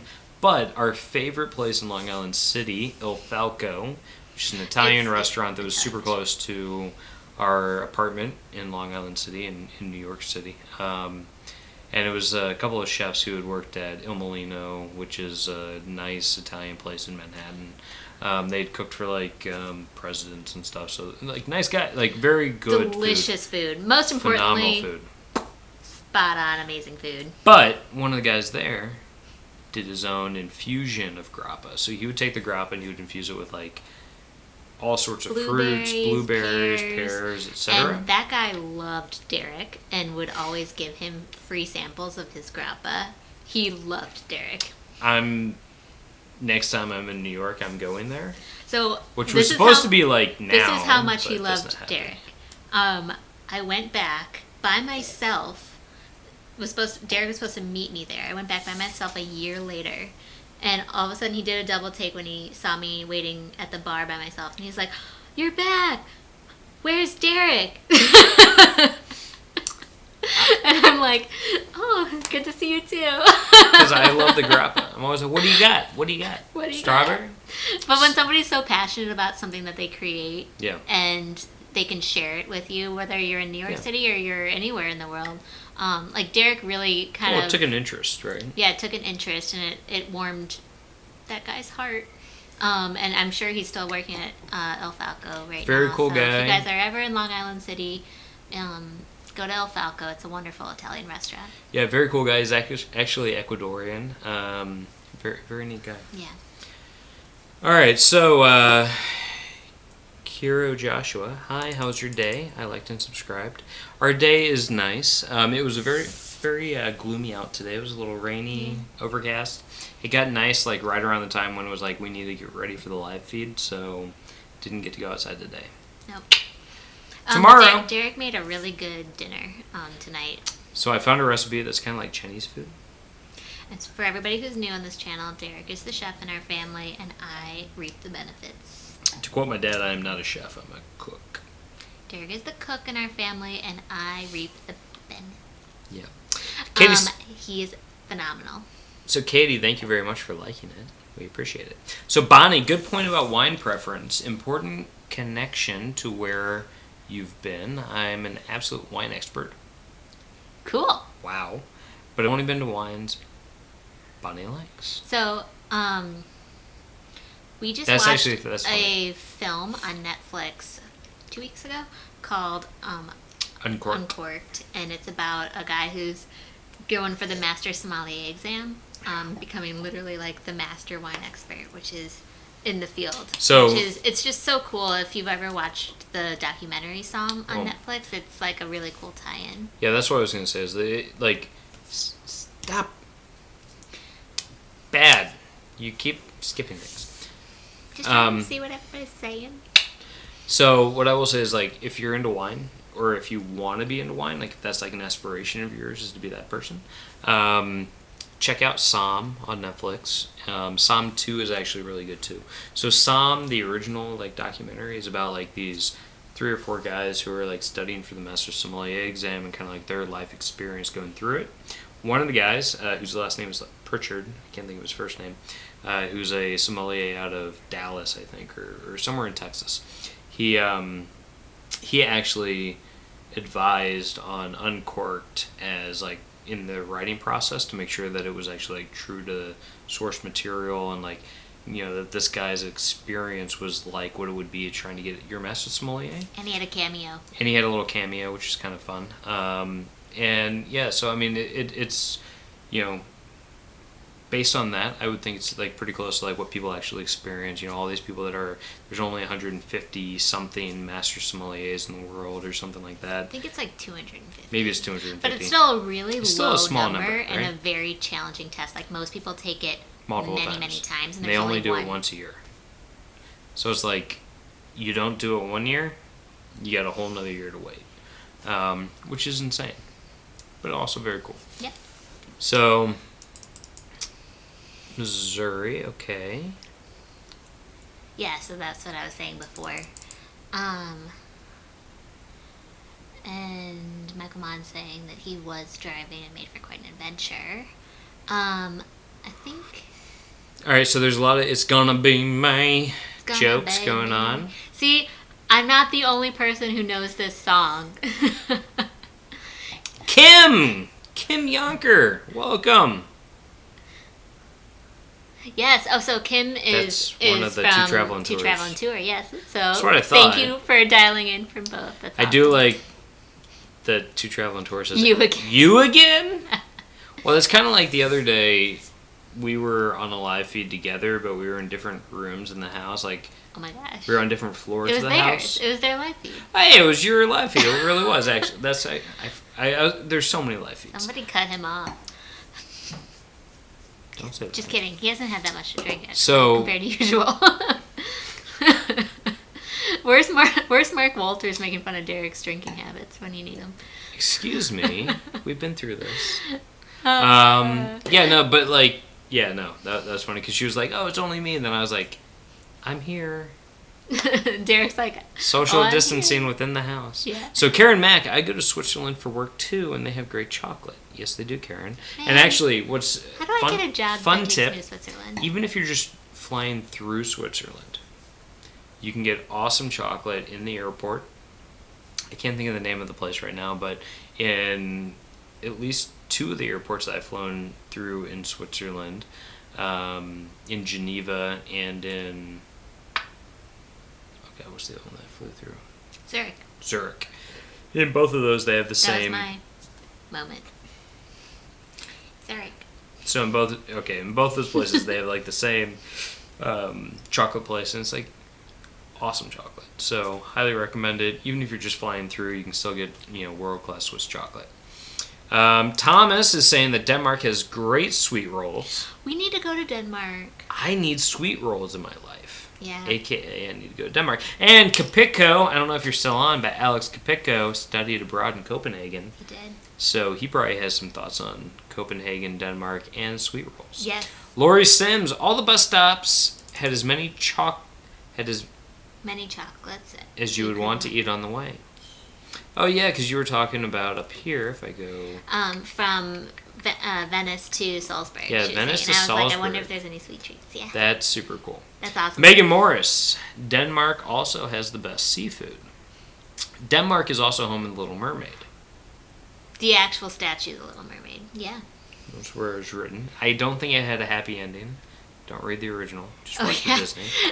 I remember when I learned that, and they were like, that the fable is very different from... All the favor. Don't Disney read movie. the fables if you want a happy ending, because they usually don't have them.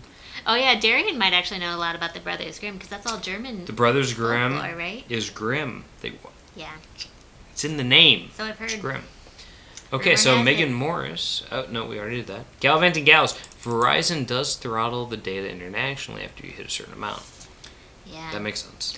And honestly, what's cool about the Tepi rental that I'm talking about is, even though there's a maximum per day as well, once you hit it, like, you don't have any overage charges or anything like that. So basically all it does is kind of, it doesn't shut down, but it just kind of slows down until it does finally, like, if you really have reached the max, then it's not going to work anymore. So Megan Morris, I find that if you're driving in Europe, it is actually worth it to get the GPS in the car. It is much more responsive than using cell service and makes things less stressful for the navigator.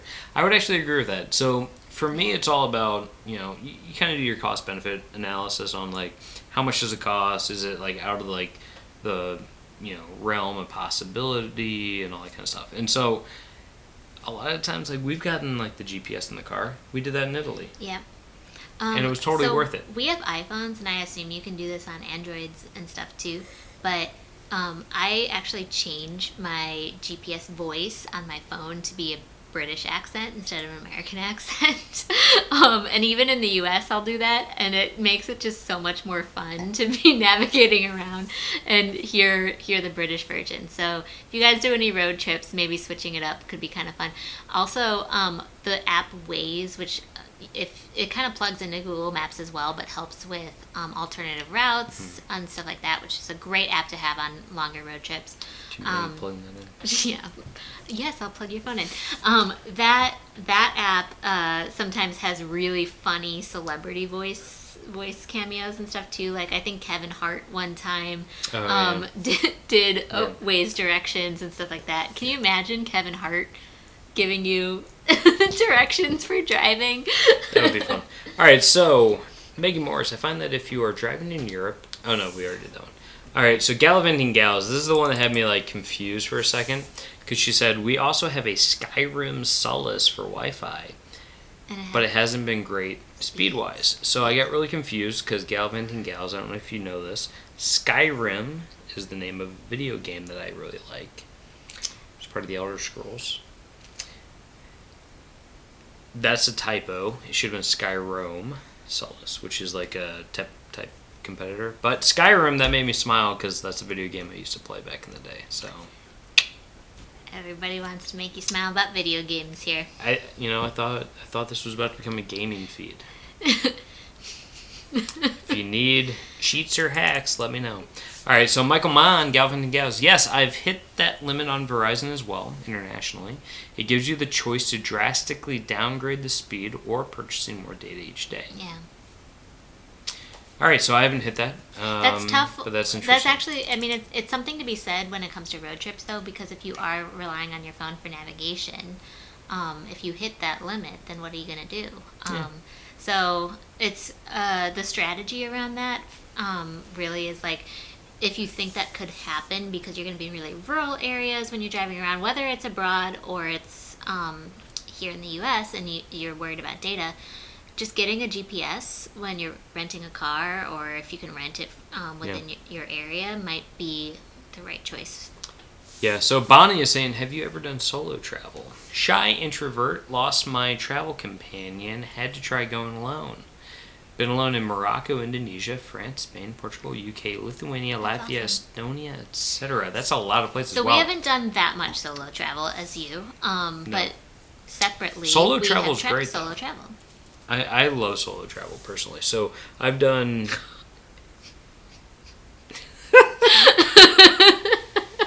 No offense. Derek's like, oh my god, it's my favorite. It's my favorite. Get out of here. Get out of here. Go on. Tell me more.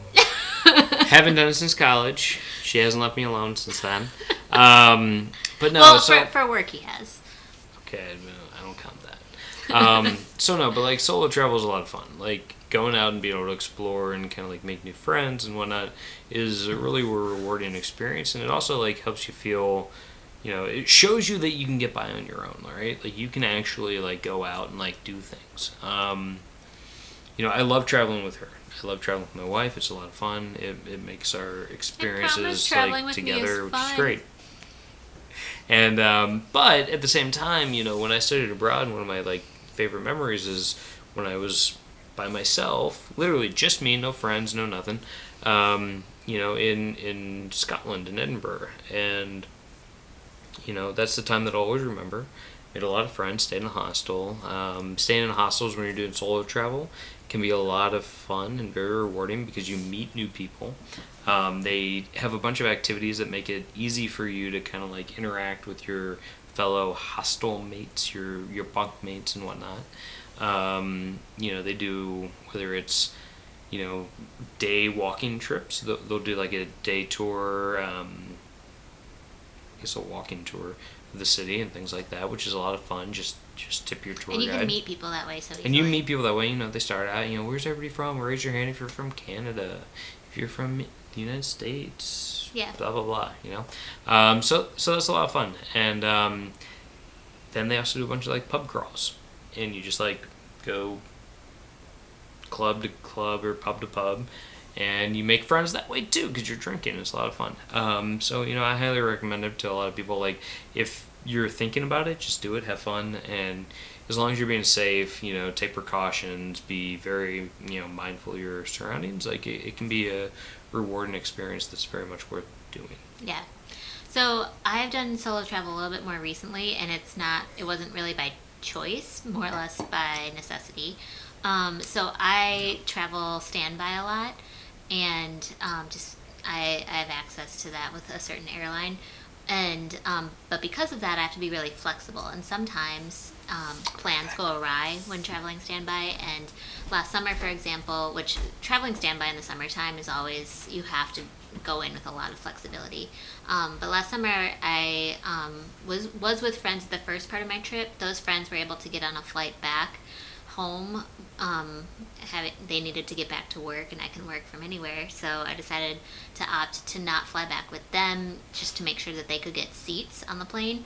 And they were the last people to get on the last plane out, and then the next few days basically all the planes were completely full, so I found myself kind of stuck in Paris for 3 straight days by myself, and was able to explore Paris, figure out how I like to travel on my own.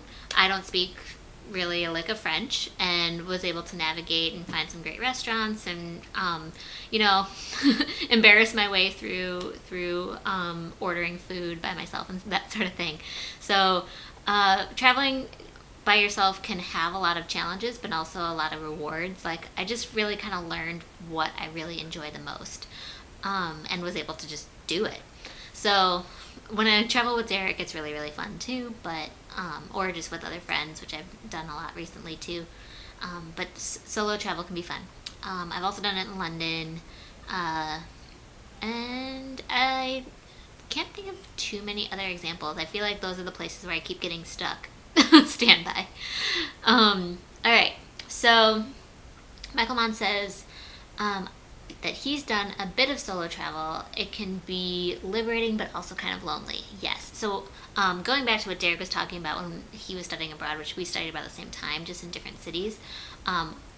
During that time, after my program ended, Derek and I traveled a little bit, but then flew back separately from different cities to the U.S. So I went back to London, which is where I studied abroad, for like 2 days by myself before flying back home. And being by myself for those 2 days, having already studied in that city and seen all I wanted to see, that was kind of lonely. And even though I was staying in a hostel and in a shared room at a hostel, the people that I just happened to interact with didn't really speak English and weren't interested in being my friend and stuff like that. Who's not interested in being my friend? But no, I think they just had a bunch of their own friends that they wanted to hang out with. So that was a little bit lonely. That was really the only time I kind of definitely felt that, and it was kind of before like cell phones and internet were as prevalent. So I wasn't like, constantly Instagramming my way through London like I could right now and connect to people that way. Lori Sims says she loves to solo travel. Yeah, I think especially nowadays, like with the prevalency of being able to be constantly connected, if you do find an internet connection, it's a little bit easier, I would say, than it kind of had been in the past, because you still can reach out and feel like you're never far enough away from home that you can't talk to anybody. Thomas says, I took one of Rob's tours. Oh, yeah, at Trip Hacks DC, Rob. That was on the monuments at night. That is so cool. Yeah, he talks about that a lot and had some great photos in his videos, too. But yeah, going to the DC monuments at nighttime can be really a spectacular sight. Derek actually did some photography right at sunrise, so like he went there while it was still dark, and then right at sunrise took pictures of the monuments too. And if you're a photographer at all, that can be a really great option. What did I do?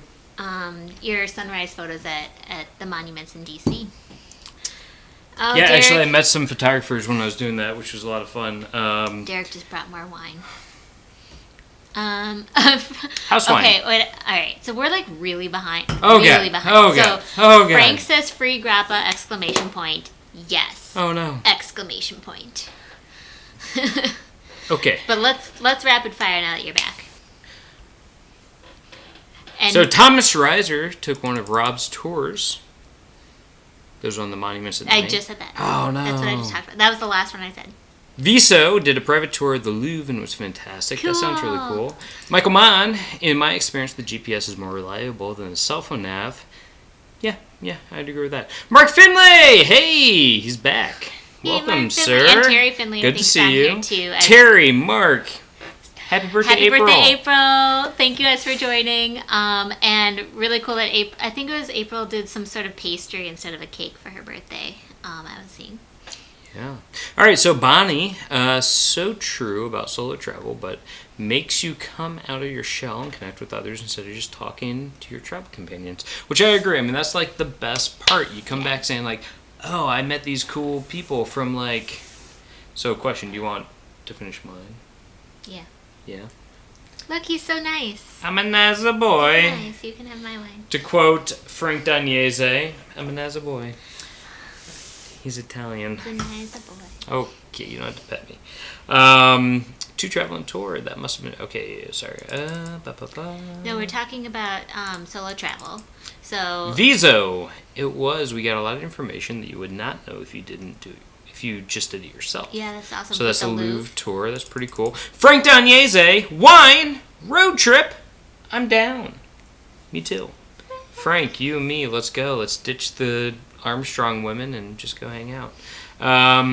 Just kidding. Love my wife. Mark Finlay. Hey, Michael Mann. Hi. Michelle. Hi, Michelle. Hey, Michelle Tessier. Derek's getting louder and louder, so sorry about that. Sorry, everybody. I came But back hi, and I'm like, Michelle. pumped. Yeah, he's like, what I miss? Let's go. I miss so much. But yeah, Michelle, welcome. Thank you. And Gallivanting Gal said Stag Sleep Merlot is also really good. Ooh, along Stag with the Sleep Cab Merlot. South. That does sound nice. That'd be really good. So Three Sisters is okay also. They I mentioned think I something- did say cupcake, LOL. I And meant that- cake bread.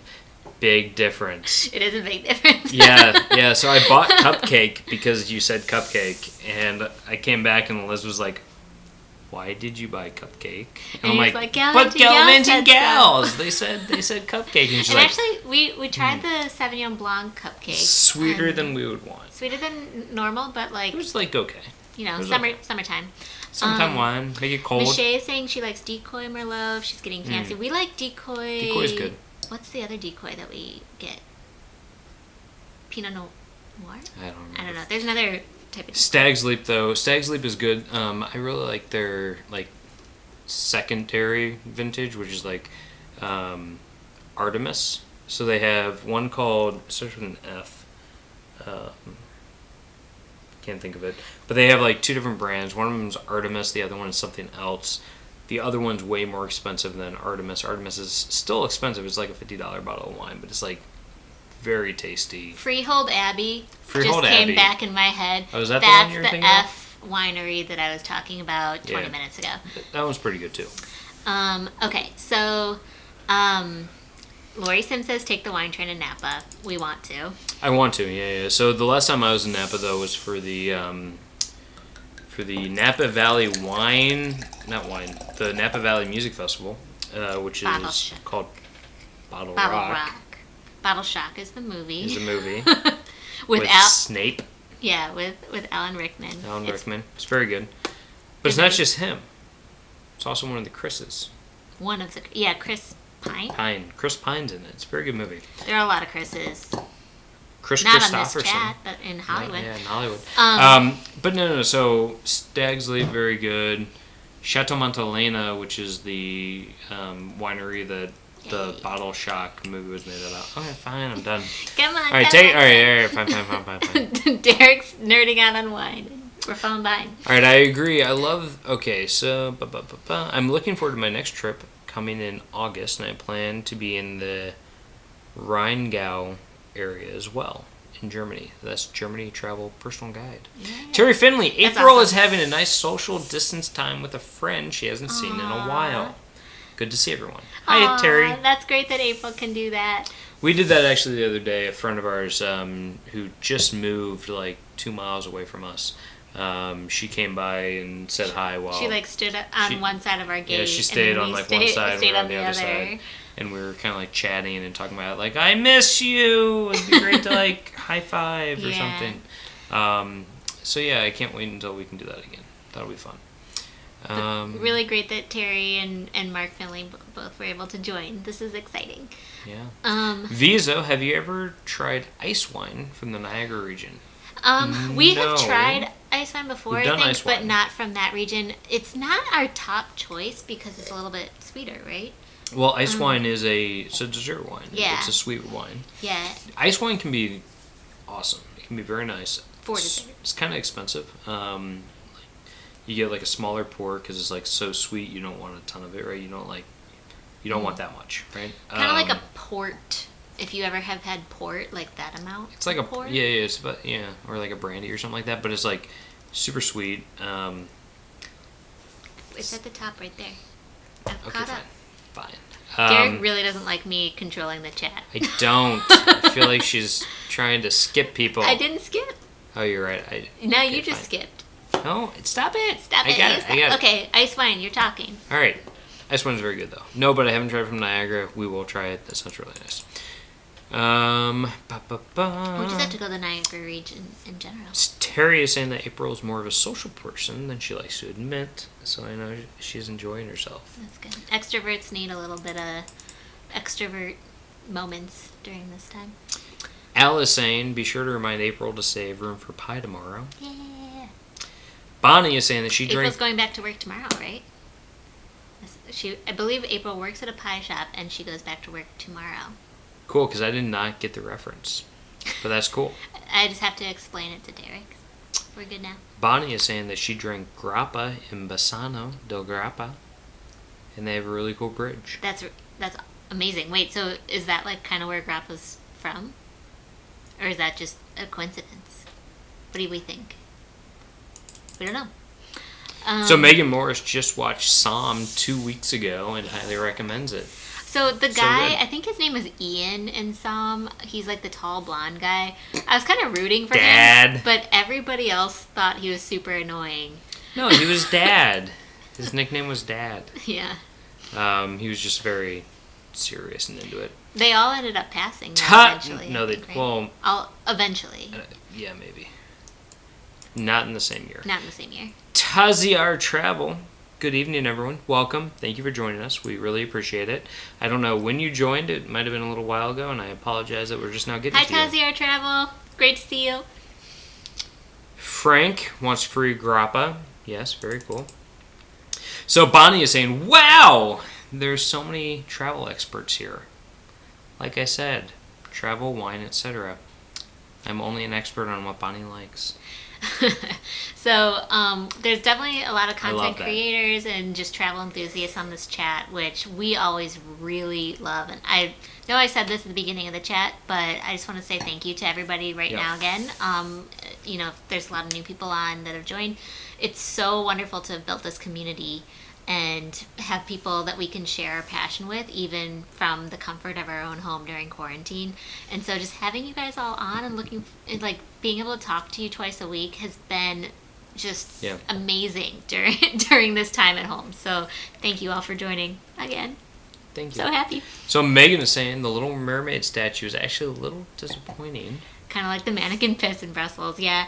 I think they're both kind of small, right? And then people just gather around them to take pictures, and you're kind of one in a big crowd. You know what else is small? The Mona Lisa. That's true. And that's definitely crowded. And then Nick says he definitely has Denmark on his future list. I've been tying my international travel to ancestral trips around Europe. Oh, that cool. is awesome, and we've talked about that maybe even a month ago now on one of these live streams, but not recently. So we both have done a lot of ancestry research just in the past 6 months, and did 23andMe and Ancestry DNA tests, and learning a little bit more about both of our family histories, and that's something that we want to do a lot more moving forward. Yeah. When I went to the Netherlands last month, oh my gosh, it's April 30th, so almost 2 months ago, but in March with Derek, we were kind of there to research some of my family history in the Netherlands, and got a little bit of the ways in, but not quite enough, so we'll have to go back to that too. Okay, so wait, whoa, stop. I went too far. You went too far. There we go. Because there's something I want to talk about. Okay. So, Viso has said that they've used their phone, Sprint, and had no issues in Spain, so that's good to know. Thomas is saying, for me, knowing what exit to leave a roundabout is great. That's actually, that's a good point, because roundabouts are super, prevalent in Europe as well as in certain parts of the United States. Like Indianapolis, by the Carmel region, where Gallivanting Gals is and where my brother lives, knowing, is it the first exit out of the roundabout or, the third exit? Is it I'm turning right, left, straight? What am I doing? As a navigator, that important. helps Derek, where I say, okay, well, it's the second exit, but it's actually going to be a left turn, because this roundabout doesn't have a lot of exits. Super important. That sort of, communication can be really important for a navigator to say. If you're doing a road trip with somebody who's not used to roundabouts or circles or whatever you want to call them, four-leaf clovers, etc., having some way to communicate between the navigator and the driver, if you have two people, so they know what direction you're supposed to be going, etc., is super important and can keep a lot of anxiety from coming into the trip where you're like, you told me that, nah. There's a lot of angst. Viso saying that Waze is fantastic. Waze is actually very good. I like it a lot. I had never used it until we bought a car, and now I use it quite a bit. Gallivanting Gals. He says it tells you the police is. It does. That's the best part, actually, is the crowdsourcing of, oh, there's a pothole, oh, there's a speed trap, there's, all that's very cool. Gallivanting Gals, LOL, I meant Skyrim, but my daughter loves the Elder Scrolls, which makes me super happy. You know how we were nerding out the other day about the Song of Ice and Fire, literally yesterday, on the Walter's World live chat? This is nerding out to me, is the Elder Scrolls. Sure. It's a great video game. Does your brother play Fantasy that too? RPG. Maybe. Okay. Nick says, I go to the local SIM card route. Smart. When I travel internationally, getting a local number, so I register on a European network for much faster speeds that are definitely more reliable. So when we studied abroad, we did that, but I haven't actually done that since. It's a really good route, though, because you need an unlocked phone, which a lot of providers will just give you naturally. I think Verizon definitely has unlocked phones for the most part, which is what we have here. And then you can just take your US SIM card out and have a European phone number that you can give out when you're in Europe, and people can contact you there. So I didn't realize it would be faster speeds too, which is really important information to know. So awesome that you said that. But really easy to pop it in and out. The only thing is, if you run out of data, you just have to find a way to top up, and you have to know how to top up and where you can do that. So basically, that just means, okay, I've run out of my data, and I have to go refill. Yeah. Kind of like gasoline. You have to go to an Orange or something like that, or Vodafone. And usually there's a lot of places, because it's a lot more prevalent to do the pay-as-you-go method in Europe than it is in the U.S. Yeah. All right, so Eric Brown, I've mainly traveled solo, and I love it. I'm a people person, so I always make friends. That's awesome. And like that's the best part about solo travels. You make friends, and like then like if you do a few solo travel trips, you come back being like, now I've got friends in like Mexico and Prague and wherever, right? It's a lot of fun and very cool. Nick Peterson says, I went to England, Ireland, the Netherlands, Belgium, and France last year by myself. I absolutely loved it. The biggest surprise was how friendly the French people are. And that's such a misnomer about French Yeah. people being unfriendly or rude or anything like that. If you just use a few of those phrases that we all kind of know, like bonjour, s'il vous plaît, that sort of thing, like hello, thank you, is the translation, then they're going to warm to your smile just like anybody would. So just being able to relate to them at that level and then break the ice and try to find commonalities will be important. So Nick is saying that you have to be careful in hostels. At one of them, I almost got robbed in London. Yeah, no, I mean, you always have to be very careful about that. And, like, even places that seem safe, like, bring your own lock. Like, don't just rely on, like, whatever the hostel's providing you with. And also, We mentioned don't leave, like, very valuable stuff in your hostel. Like, if you're out sightseeing, like, don't leave your laptop in the hostel. Take it with you. Make sure you have a day pack that can like put your tablet or whatever into it and take it with you where you go. And maybe don't travel with like super expensive jewelry or things like that. Like Eliz doesn't bring her. We mentioned this a few weeks ago on our hotel hostel like basically booking live stream. I think it was about 2 weeks ago now. And so we both have stayed in hostels and have had phenomenal experiences. However, there are certain items that you need to bring if you're staying in a hostel that you might not need to bring for like a hotel. Flip-flops for the shower. Flip-flops for the showers, but also like the locks. And then because now whenever I travel I create content and stuff more than I ever did when I was 10 years younger, I always have with me all of this gear. So like I have my laptop, I have my external hard drive, my camera, my phone, etc., etc., etc. For all these reasons, I would not recommend her going to a hostel. So I never stay in hostels anymore because I always have these things, but I personally really enjoyed staying in hostels, if I especially was solo traveling, because of the camaraderie that you would be able to have access to. So it's certainly a trade-off, and I miss it. And if you were traveling and not trying to make content, you'd probably still do it because you bring your little camera, like your Sony RX6 or whatever. Yeah. 7. Yeah. So my friend Rachel, I think she might still be on. She and I stayed in hostels in Ireland a few years ago, more than 5 now. But we were able to get rooms by ourselves. So we had 2 twin beds. So that can be a good option even if you're traveling with just a friend and you want to maybe have access to meeting people, but you also might want a little bit more privacy and a lock on your door. Yeah. Hostels can really, like, if you research them and book them well in advance, can give you a lot of options. So I'm really sorry to hear that you felt vulnerable, though, and that you were almost robbed at a hostel, because that can turn you off from that kind of experience, which is a bummer. Yeah, so, but getting back to the positive, one of the best hostel experiences I've ever had was in Dublin, right on the river Liffey. Got so hammered most of the weekend was a blur. Dublin and Edinburgh have fantastic pub crawl opportunities at like any hostel that you could possibly stay in. And even the one that I was mentioning that Rachel and I stayed in when we were in Ireland, that one was in Galway. And they had great pub crawl stuff too. Just really awesome way to meet people, whether they're from your hostel or just...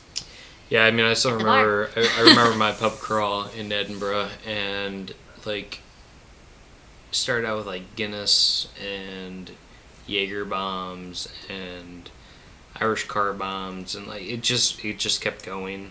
By the time we got to like the club or discoteca or whatever you want to call it, like I was feeling it, and I Irish exited. Derek loves Irish exit. I like to Irish exit. Which just means you leave without telling anyone. Yeah, you're just like, I'm done, bye. Yeah. So I took off, and I just remember I had my map that the hostel gives you, and the hostel map was like comical, in that it had like 2 roads on it. It had the high road and the low road or whatever, and that was it. Which and in it had Edinburgh a star. is an important difference. Yeah, and it's like they run parallel to each other, but like, but at different elevations. yeah, it's not enough roads. There's more roads than that, and there's a little star for where the hostel was, and I don't remember how I got back, but I somehow made my way back to the hostel. And the next morning I woke up, and the guys that were all in my hostel room with me, so I was sharing a room with a bunch of dudes from Sweden. I remember one dude's name was Per. And that's a memorable name. Yeah, no, they were cool dudes. Like, it was a lot of fun. And but yeah, they were like, "Oh man, like you just like took off," and they're like, one of the dudes like was missing a shoe. He had he was missing both of his shoes. He had somehow traded his shoes in for pizza late at night, where he like gave his shoes to like a pizza guy. Where are you going with this story? Just that this it was is a fun just fun experience. memories. This is just fun memories. So all right, fine. Eric Brown probably has fun memories too, because he is saying that I hate to hear that I've stayed in a lot of hostels and haven't had a bad experience. So, yeah, I think hostels can be a really cool option. Yeah, Nick, actually, I saw your thing on the Walter's World Facebook page that you had posted about the specific place that you stayed at in London, the hostel where the valuables got stolen, and it's a shame because it does look like a really nice place. I think it was like 3 beds bunked up on top of each other, but it looked clean. Looked like a nice spot, so that's a bummer. I just want to quickly, because I can see it, I want to say hi to Brian Snyder, because I think Brian, this is the hi. first time he's joined one of our live streams, and amazing that you joined, so thanks so much. Hello, Brian.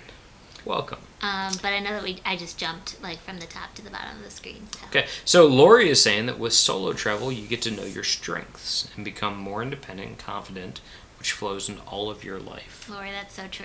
That's beautiful. It is beautiful, yes. It is. But yeah, I mean, one of my strengths is different than one of Derek's strengths for sure. Derek can really talk to anybody, and I get a little bit nervous, even though I am an extrovert as well. I'm an introvert. And so it pushes me out of my comfort zone a little bit to meet people if I'm by myself. I'm either an extroverted introvert or an introverted extrovert. But you will talk to people more easily than I would, I think. Yeah, sure. Yeah. Why not? It's an interesting balance for sure that we both One time, I was at freshman orientation and there's this super cute girl, and then I married her. Was it me? It was you. I don't have other wives. That's true. Michael Mon. Okay, you two, time to say goodbye for now. Thanks for the chat. Oh, thanks for Michael joining Mon. us, Michael. Sorry if we already missed you. Yeah. But yeah, take care, everybody, and catch up with everybody soon. So, yeah. Bye, Michael. Julia, though, is saying that she has done solo travel to Sedona, Arizona, and explored hikes with my dog.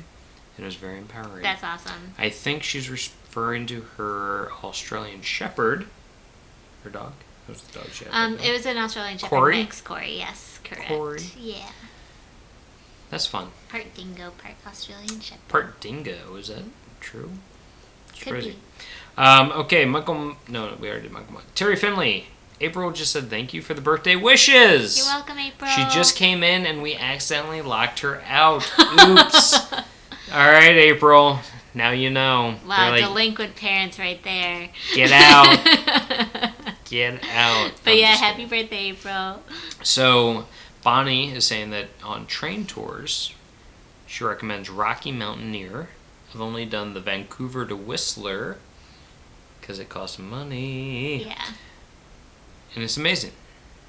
So is Whistler, BC. I've heard great things about Whistler. I know it's like a huge skiing destination, and I've actually never been skiing and want to go so badly and learn. But I think even in the summertime, there's a lot to do in Whistler. So I like to joke. I'm from Indiana. Indiana is very flat. Yeah. We're more of a sledding community. We don't do a lot of, there's not skiing and snowboarding where I'm from. Yeah. All right, so Nick Peterson is taking the train from Seattle to Vancouver, and it was a beautiful ride. We did the opposite. Reverse. We did Vancouver down to Seattle, and it was a beautiful ride. It was very nice. It was an interesting customs experience. Yeah, on that it's train. pretty easy.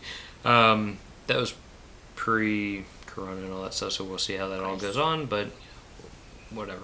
What I will say is like there's really cool train rides that you can do in like Switzerland, where they have like the like thing that goes up and like you can like see like has glass, so you can see all the way up and everything. So it has much better like angles of viewing, which is pretty cool.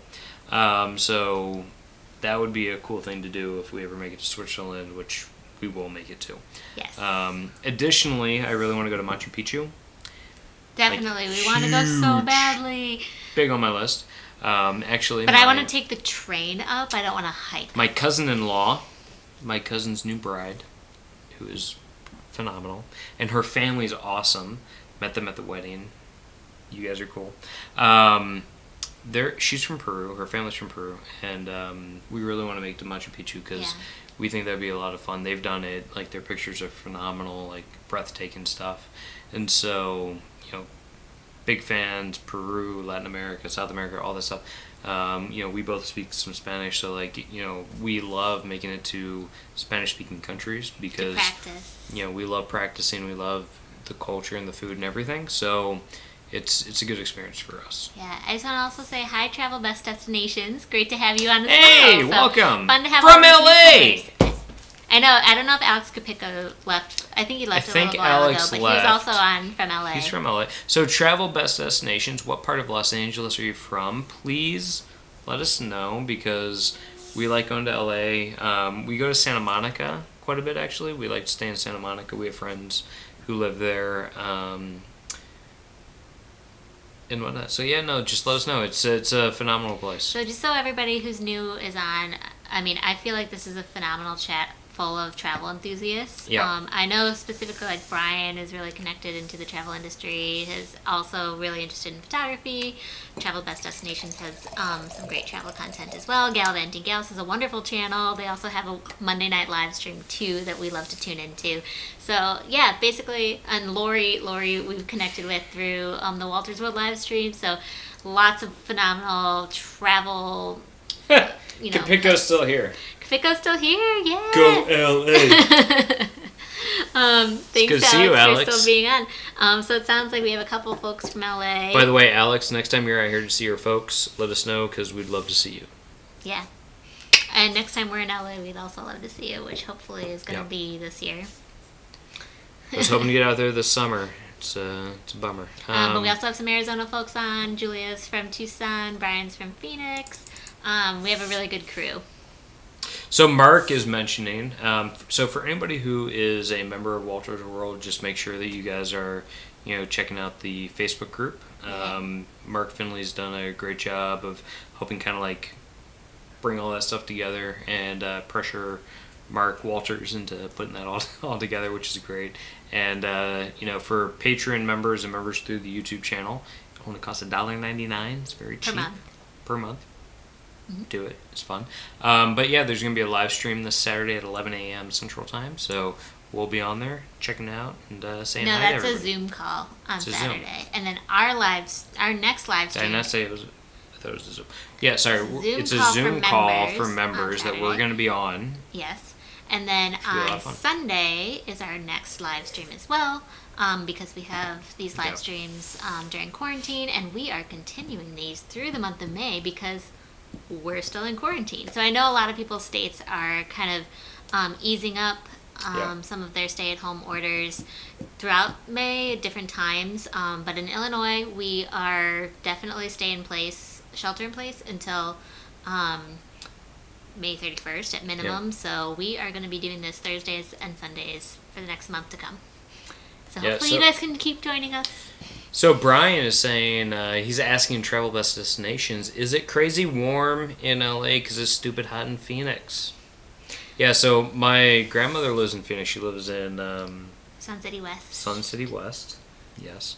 And it's like super hot. It's like 90 plus degrees outside. So I don't know if she's tuning in. We did invite her to this, so maybe she is. But I just have to give her a quick shout out as one of our updates from the past few days, which I keep thinking of things that are an update in our lives since our last live feed on Sunday.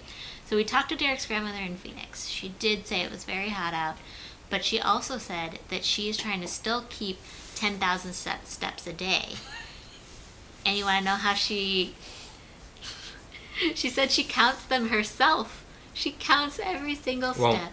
Which is the cutest thing I've ever heard. Eliz asked if she had like a Fitbit to track her steps, and she's like, "No, I'm just counting."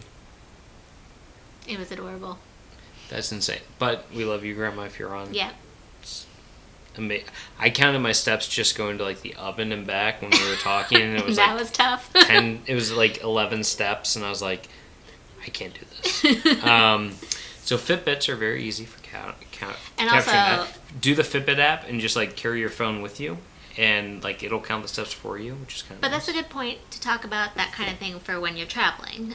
So what we love to do, especially when we're in an urban city, is to either wear our like Fitbit watches or keep our phone close by whenever we're walking, so that way at the end of the day we can say, oh my gosh, we took 20,000 steps. It really makes you feel like you've seen a city. So that's definitely something to keep in mind if you like having those sort of like analytics when you're traveling. Yeah. Thomas Reiser also said that the Little Mermaid in Copenhagen is dinky, which I wanted to shout that out too. Yeah. Yes. Alex Capico, since you are still on, please let us know what you thought of the Little Mermaid when you studied abroad in Copenhagen. Copenhagen. Gotta love that. All right, Lori Sims. I stay at mom and pop hotels in a single room. Only requires a private bathroom. Okay if down the hall, but not shared rooms. All right, so Lori, I mean, sharing a bathroom, but like not a room, like that's one thing that you can do. And there's a lot of like hostels that you can do where you can actually have like your own private room, but you still share a bathroom and whatnot. There's one in Paris called the St. Christopher's Inn that we stayed at when we were in college. We got a room there that was like semi-private because we were like in college and we hadn't seen each other in a while. We're like, let's stay together. Yeah. It'd be great. And no, it was very nice. It was actually very nice. That's another multiple experiences when I was in college. I forgot to book a room at the hostels, and then they were all sold out. But even and so I ended up like sleeping on the. saying, I'm trying to tell a story. He's telling a story, and I interrupted. I apologize. Love you. So multiple times when I was staying in Europe, we were staying in hostels that required us to like book things in advance, and I was like, it'll be fine. Like I can just book when I get there. And then I got there and like there was like nothing available because of course we're like traveling during like the most popular times for like college people to be traveling. And so one of the times was when we were supposed to be meeting with them at the St. Christopher's Inn, and like all my friends booked places at the St. Christopher's Inn except for me. They didn't have any additional rooms, and I'm like, can I just give you money to sleep on the floor? Like anything? Nothing. So I snuck in with my friends one night after like it was like 1 a.m. and they all had a room, and I just like slept on my jacket on the floor in the hostel. So you know what? Any way you can get to a safe place to sleep. It was that or sleeping on the streets of Paris, which was not something I was willing to do. So then, just to piggyback on that wonderful story,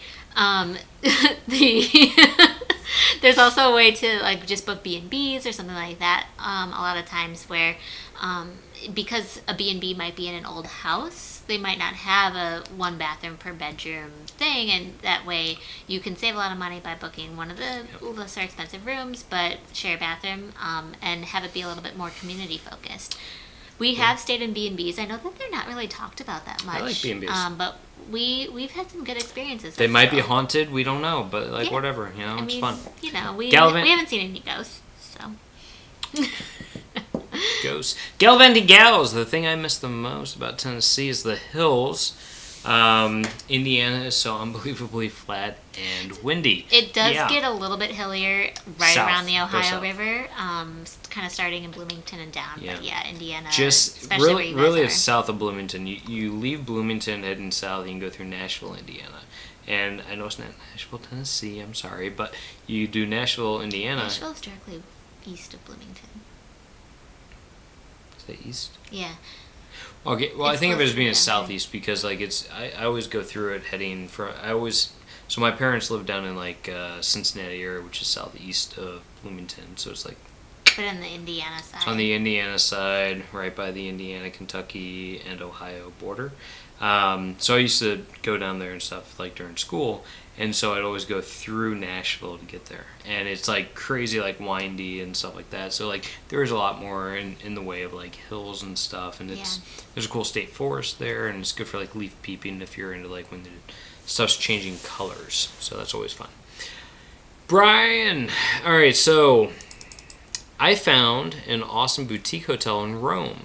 Yeah, Just had my second visit there, and the first morning when I walked out, the guy working the desk remembered me right away.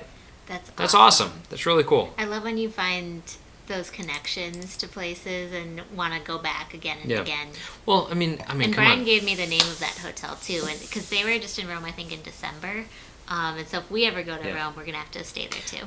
And I mean, if you're in the hospitality industry, if you're at like a boutique hotel or restaurant or whatever, making that connection with your customers is huge, because I mean that's why we kept going back to El Falco, is because like Brian they remembered us. Brian actually dropped the name of that hotel in the chat for any. I mean, all the folks on this chat love to travel, and if you're a boutique hotel in Italy right now, I'm sure you're a little bit on the edge of your seat. So if you've had great experiences, have really phenomenal customer service, that sort of thing, we all would love to have that recommendation for next time we're in Italy, because I'm sure it's nice to support the ones that are good people. Okay, so sorry, Derek was in charge of the chat, and I know that I'm a little bit behind. Means to travel. So this is from Darian, Germany Travel Personal Guide. I had spent some time out in Santa Monica, which is a cool place. Santa Monica's awesome. Actually, you skipped them, but Travel Best Destination says that I live in Valley, which is 30 minutes from Santa Monica. Okay. So Santa Monica is really cool. Huge fan. Capicco, Alex, used to live in Santa Monica. He does not anymore, but he used to. I've got a number of friends who live out there and work in the Santa Monica type area. We like it a lot. It actually borders on the Venice, California area. So like Venice is an area within the Los Angeles metropolitan area that has like a bunch of like canals and stuff. It also has like Muscle Beach and stuff, which is a lot of fun. Highly recommend heading to Venice if you're in that area. Santa Monica also has a very cool pier. It's the Santa Monica Pier, which has like a cool like Ferris wheel and whatnot that lights up at night and is phenomenal for pictures. One of the most stunning sunsets I've ever had, especially in California, was in Santa Monica. I remember I was there for work. I was doing like some sort of like conference, and I was checking into my hotel, and I swear to God, I was like checking into the hotel, and I'm like, dude, you gotta wrap this up, because I'm like looking out the window, and I'm like, the sunset is gorgeous. Have you guys ever had experiences I've had an experience where I'm checking into a hotel and I'm trying to hurry them up, and I feel so bad and so rude, but like maybe you have somewhere like to be or whatever, and you this I'm like, I have like 5 minutes. The sun is setting. It's like the most bougie thing you could say, but I'm like, you don't understand, dude. Like, the sun is setting right now. I gotta go capture this. Well, for them, it's probably like, well, it sets every night. Sets every night. I'm not here every night, dude. Like, let me out. I need to go check this out. So I'm trying to find, like, the sunset to show you, like, how crazy this thing was. So while Derek does... All right, wait, no. This was the sunset, okay? Like, it was insane. Like, insane. So that's the Santa Monica Pier. That's the Ferris wheel that they have, and you can see like the hearts and stuff. So it kind of like lights up, which is a lot of fun. Beautiful. But yeah, no, I mean that was, just freaking gorgeous night. Highly recommend it. Santa Monica's cool. Yeah. So Brian asks a question that has not already been asked. Brian Snyder? Yep, Brian Snyder. Okay, maybe you've been asked this, which we have not, but what was your most memorable travel mishap or best learning experience from maybe a mistake? What do we think that could be? Best travel mishap. I do a lot of planning in advance, so we haven't had too many, like, major mistakes or anything like that. Like, we haven't missed like booked the wrong day or forgot All to right. book a night or anything like that. So what I would say is that if you're traveling to a place that doesn't use the same keyboard as you on like Google Translate or whatever, So this downloading. was in China last year. Yeah, so this happened to us in China, but it could happen to you like if you're going to Russia or something. Downloading in advance the keyboard for your phone is very important, because if you're doing like Google Translate and you want them to like, you ask them a question and it pops up for them, like you want them to be able to then like respond on your phone with the answer. That's one thing that happened to us in China that we're like, ooh, we should have thought about that in advance. I thought of a travel mishap as well, but I feel bad because it's something Derek did. But I'm gonna call it out anyway. So Derek This Derek never was in when we went to South America for our honeymoon. Derek was kind of in charge of like booking stuff because I was in charge of like the wedding booking stuff. And I did everything perfectly. And he did everything sort of perfectly except Excuse for me. when we landed in Bariloche, which is kind of a rural place in Argentina. It's there's still an airport there, and there's like rental car places and stuff like that. But we landed in Bariloche. I said, okay, well, where did you rent the car from? And he said, I didn't rent a car. And like you basically like have to rent a car in this type of place. And so there were a lot of other people who also had not rented a car in the same situation as us. And so we were all waiting in line at the same time. So at the end of the day, we got a car. We got, okay, so. Yeah, an automatic. Yeah, we got the last automatic on the lot by sheer luck. And neither of us know how to drive stick shift, so that would have been really, really rough. So at the end of the day, yeah, Derek's like, I don't want to talk about this. we got the car. It all worked. It was fine. Derek has really good luck, actually. If you ever hang out with him, like he, Lucky guy. I'm the kind of person that like there would be no automatic left. But Derek would be the kind of person that he would get the last automatic on the lot. So it's good to travel with this guy. Yeah, no, I mean, yeah, that was a script on my part, and I think about like cars and stuff in Bariloche and like how do you get around. Like it's kind of rural. Like I was thinking, we lived in New York at the time, right? So like I was thinking from like a New York perspective, hey, you can like Uber. Yeah, you can Uber wherever you want to go. You can't do that in Bariloche. Bariloche is like backpackers and like, yeah, no, it's a little different. So, we but it's needed a beautiful. car just to get to our hotel. Yeah, or we would have paid like an expensive cab.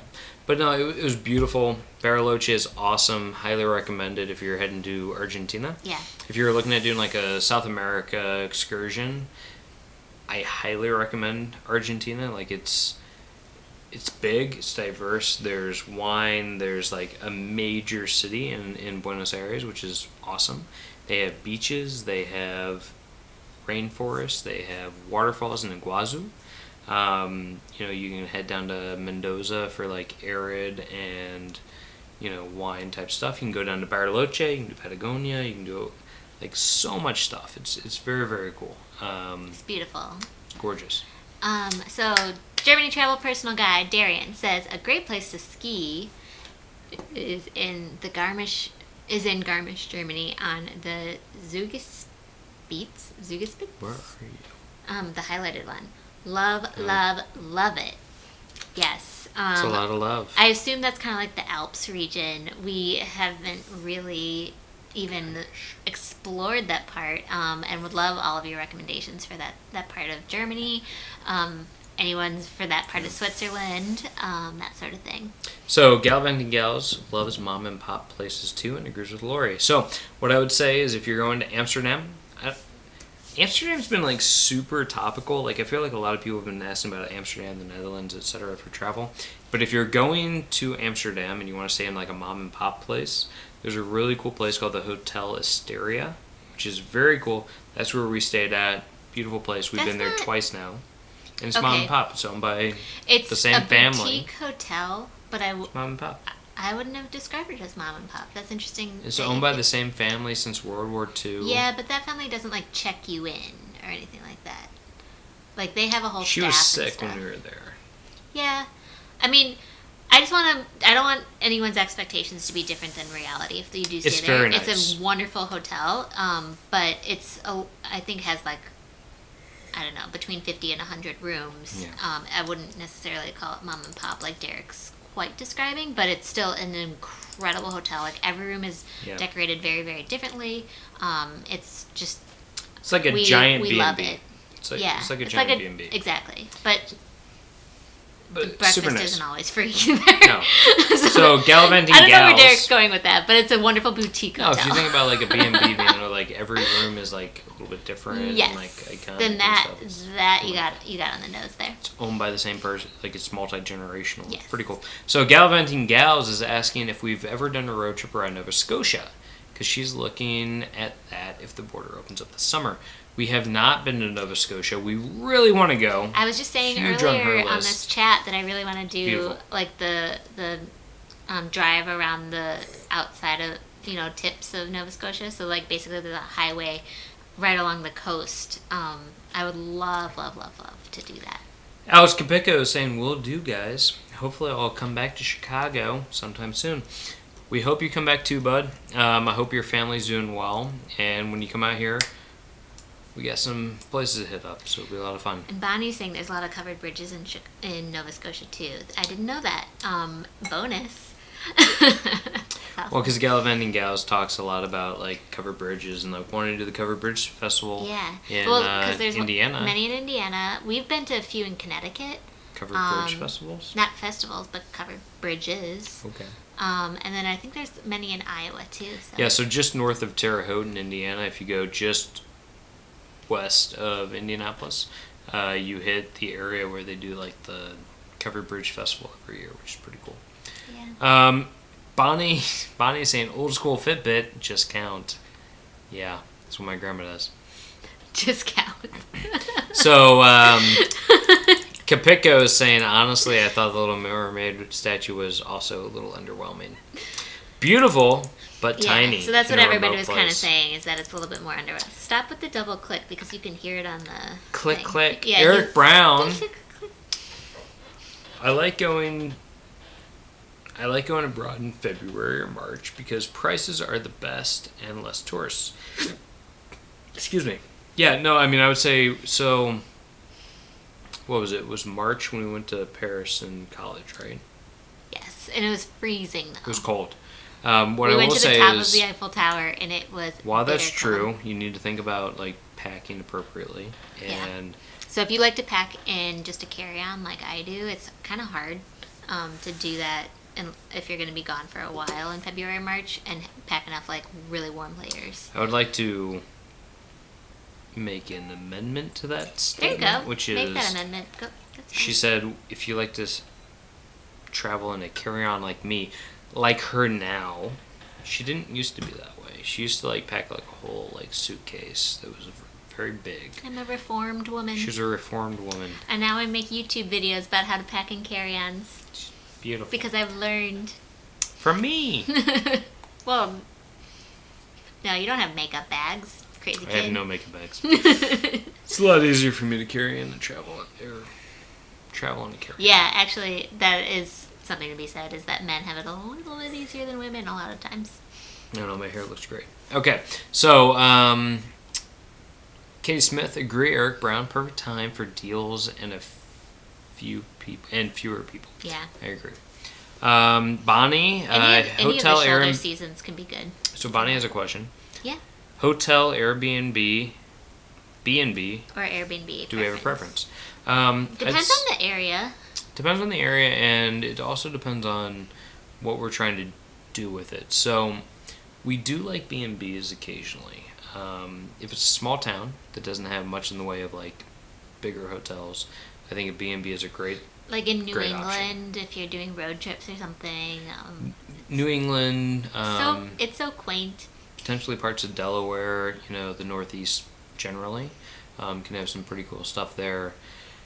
If we're staying in a big city, though, we're probably going to stay at more of a hotel, because you can get like decent rates and like good amenities. And might I add, with Airbnbs, you kind of get economies of scale the longer you stay at them. So if you're going to be in a place and find a really good Airbnb option for several days, the cleaning fee can start to make sense. But that cleaning fee might be the same amount for if you're staying there for one night versus if you're staying there for like 7 days.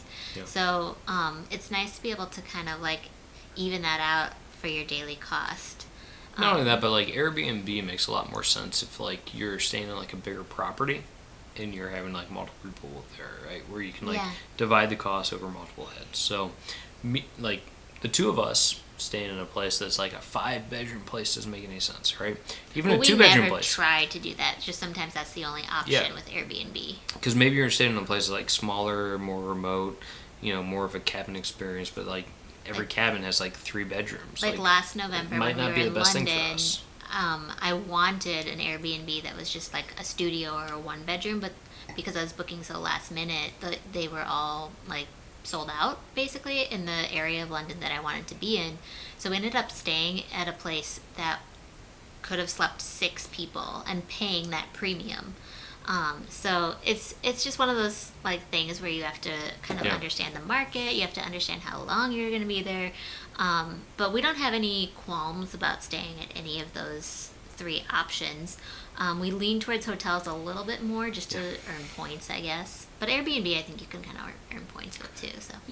But points is not a reason to go to a place. I mean, if you can get like real benefit out of a place because you have status. Like if you have like a high status at Hilton, Marriott, etc., Hyatt, you can like actually get extras that make it like a little bit more worthwhile to stay there. You get upgrades into like nicer rooms, you get free breakfast, maybe you get to get access to the club floor, so you get access at dinner time to like snacks, but like snacks are like heated snacks, so you get like you can almost like eat dinner there and drink wine, all you can drink wine, stuff like that. So different things to make it like very much worth it. We were talking about if we did a road trip, we're like, oh, should we just stay at like when we were in Utah last summer, we only stayed at Hyatt places for 6 or 7 For whatever nights reason, straight. There's a lot of like nice Hyatt places. And we're like, should we do this again? So that way we could really accumulate points with one place, and even no matter where we go, kind of stay at the same chain. So there's definitely different strategies. Sorry that that's not like a solid answer, but that's kind of at least the thinking that we would undertake trying to answer that question. Yep. So Katie Smith, I agree. Eric Brown, perfect time of year for deals and few people. Okay, so sorry we already done that. Megan Morris, at Eric Brown, agree. I went to Europe 5 times last year, and each trip was very early spring or late fall. That's about how many times I went to. That's even more than I went to Europe, actually, I think. Awesome. Megan Morris, high five. It's about how many times I went. That's cool. Nice. Yeah, Brian Schneider. You went back to that, didn't you? Yeah, I went a lot. Brian, sure. So the hotel that he went to was Boutique Hotel Campo de Fiore. Nice. Yeah. Nice. We'll check that out. So Travel Best Destinations is asking whether or not we live in Indianapolis. We do not live in Indianapolis. We live in Chicago. Derek grew up in Greenwood, which is just south of Indianapolis. I grew up in a suburb of Indianapolis to the south. My brother lives in Indianapolis. Carmel. And, lived there for a long time. Love it. It's a great spot. We met at Indiana University. Yeah. So a lot of, Hoosiers. A lot of Hoosier pride here. So I hope that's not an issue. I hope you're not asking because you're like, I hate Indy. Knockdown USA. Galventing Gals at Eric Brown, us too. And also October is great. October is also good for Europe. Thomas, iPhone health app does tracking too, so you can track your steps. Yep. And there's a lot of really cool things that iPhone health app does. And you want to make sure, like if you have an iPhone, I bet there's an equivalent on Google. Like you have those like vital information too if you ever experience some sort of like issue while you're traveling. I think you can input like your height and weight and stuff like that for any medical emergencies. Eric Brown is saying, But if I go to Northern Europe or Iceland, I'll probably have to go summer or fall. Yeah, so if I was going to Northern Europe, if I was going to hit up like Scandinavia, Iceland, like those. Is that for those the parts of Northern area, Lights? I would try to hit the Northern Lights whenever Yeah. those are, like winter, fall type times. Would be a lot of fun, and I mean, it's one of those things where it's like it's kind of like a once in a lifetime opportunity to like go see the Northern Lights. Although To me, I it's heard like it's we like might be able going to to see them in the UP. Yeah, I don't know. That's what these chats have taught us, and I'm so excited. My thing, so as a guy who loves photography, right? So like my thing is like I always feel like I'm never prepared for like astronomical photography. So like whether it's like capturing like the night sky, the Milky Way, everybody's seen those kinds of shots where like you have these like beautiful like shots of the stars. I'm never prepared for that. I never know exactly how to do that. So I feel like I need to like take a few tutorials on that. I don't know if Mark Finley's still on. It sounds like he might have left a little while ago, but goodbye, Mark Finley. Hey, and Mark. We will never again say that you pressured Mark Walters into creating a Although Facebook you did. group. You totally did. Derek said it, not me. By the way, I don't think I pressured Mark into starting the group, but I did suggest it as a member perk twice. Okay, maybe I pressured him into it. He admits it. Oops. But yeah, we will see you Saturday, Mark Finley. Eric Brown. He Awesome. wants I want to go Iceland. to Iceland. Yeah. I just said island. I guess it's an island. Iceland. Iceland. Which is green, whereas Greenland is icy. Galvetigal says, we were in the process of doing that trip when COVID hit. We are also going to do Scandinavia and Iceland for Northern Lights. You'll just have to go back. That totally sucks, though. Yeah. I So know that Lori, Galventigals and we flew back from Europe kind of around the same time. We were all kind of in Europe and had to cut our trip short, which was such a bummer. Lori is saying, I always book without paying up front in small hotels until it gets closer to the travel date. You're free to cancel. Option is the best. I mean, I kind of agree, as long as you have like the option to cancel up until... we were going to my cousin's wedding up in just north of San Francisco, and we had to end up, I was traveling for work, so I was like, all right, it's not probably going to get messed up, because, like, for work, like, we kind of know what's going to happen, but then, like, something happened, and we had booked this hotel, and luckily we were still within, like, the window for canceling it without, like, incurring costs. If we had booked, like, a cancelable rate, we would have been out, like, hundreds of dollars. It would have been, like, terrible. So I agree, like, booking them with like the ability to cancel is highly reasonable and what you should do. Totally. Yeah, Iceland's on our list too. I especially was really enjoying the Walters World videos over the past couple weeks where they were in Iceland and like learned like driving in Iceland, and we really love seeing rural like nature scenes when we travel, so I think that would just be an epic vacation.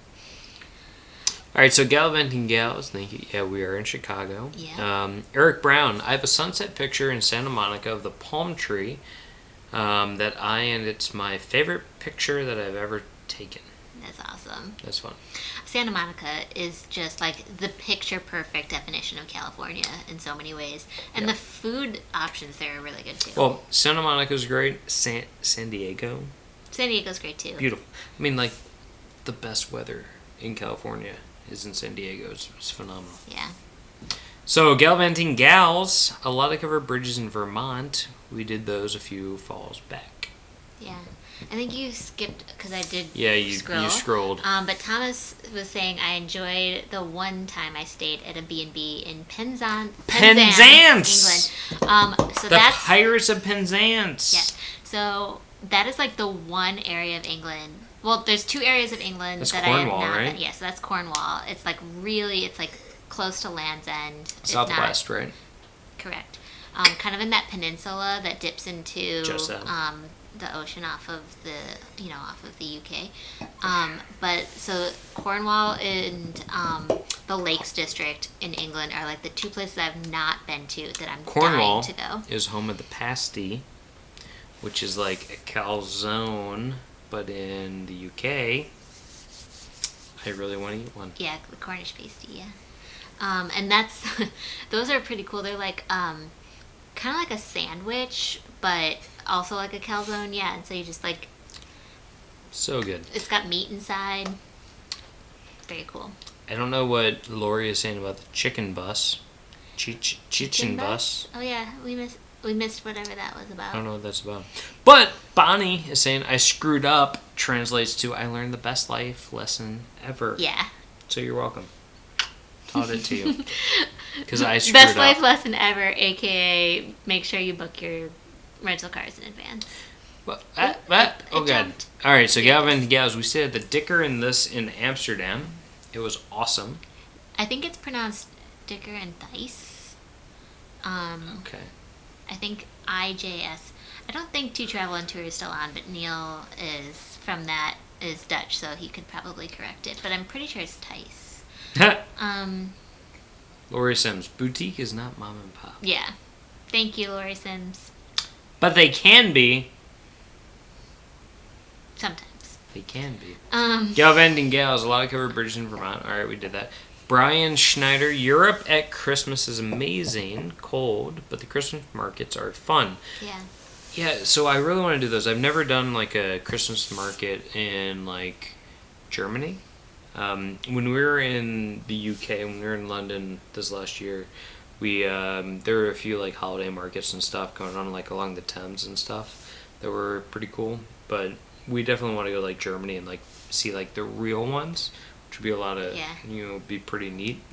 We What I would say is that from that perspective, like this year we don't know what it's going to look like, in terms of Oktoberfest is canceled, as a lot of people know, in Munich. So I think it's a little bit up in the air on what it's going to look like this year in Europe, the like Christmas markets. So if that's what you're planning your trip around, maybe like have some backup options. But hopefully they'll be open this year, but maybe not quite as big as in previous years. Yeah. Go ahead.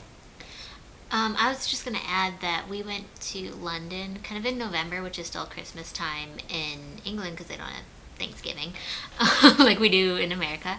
And so we were there last November, and we went to Fortnum and Mason, the department store, and it's decorated all Christmassy and stuff like that. And then we went to a pub nearby after it closed, and there was like all these employees from Fortnum and Mason that sat at the table next to us, and we started talking with them, and it's just so sweet to that was fun. hear how passionate they all were about meeting all the Christmas travelers and stuff like that.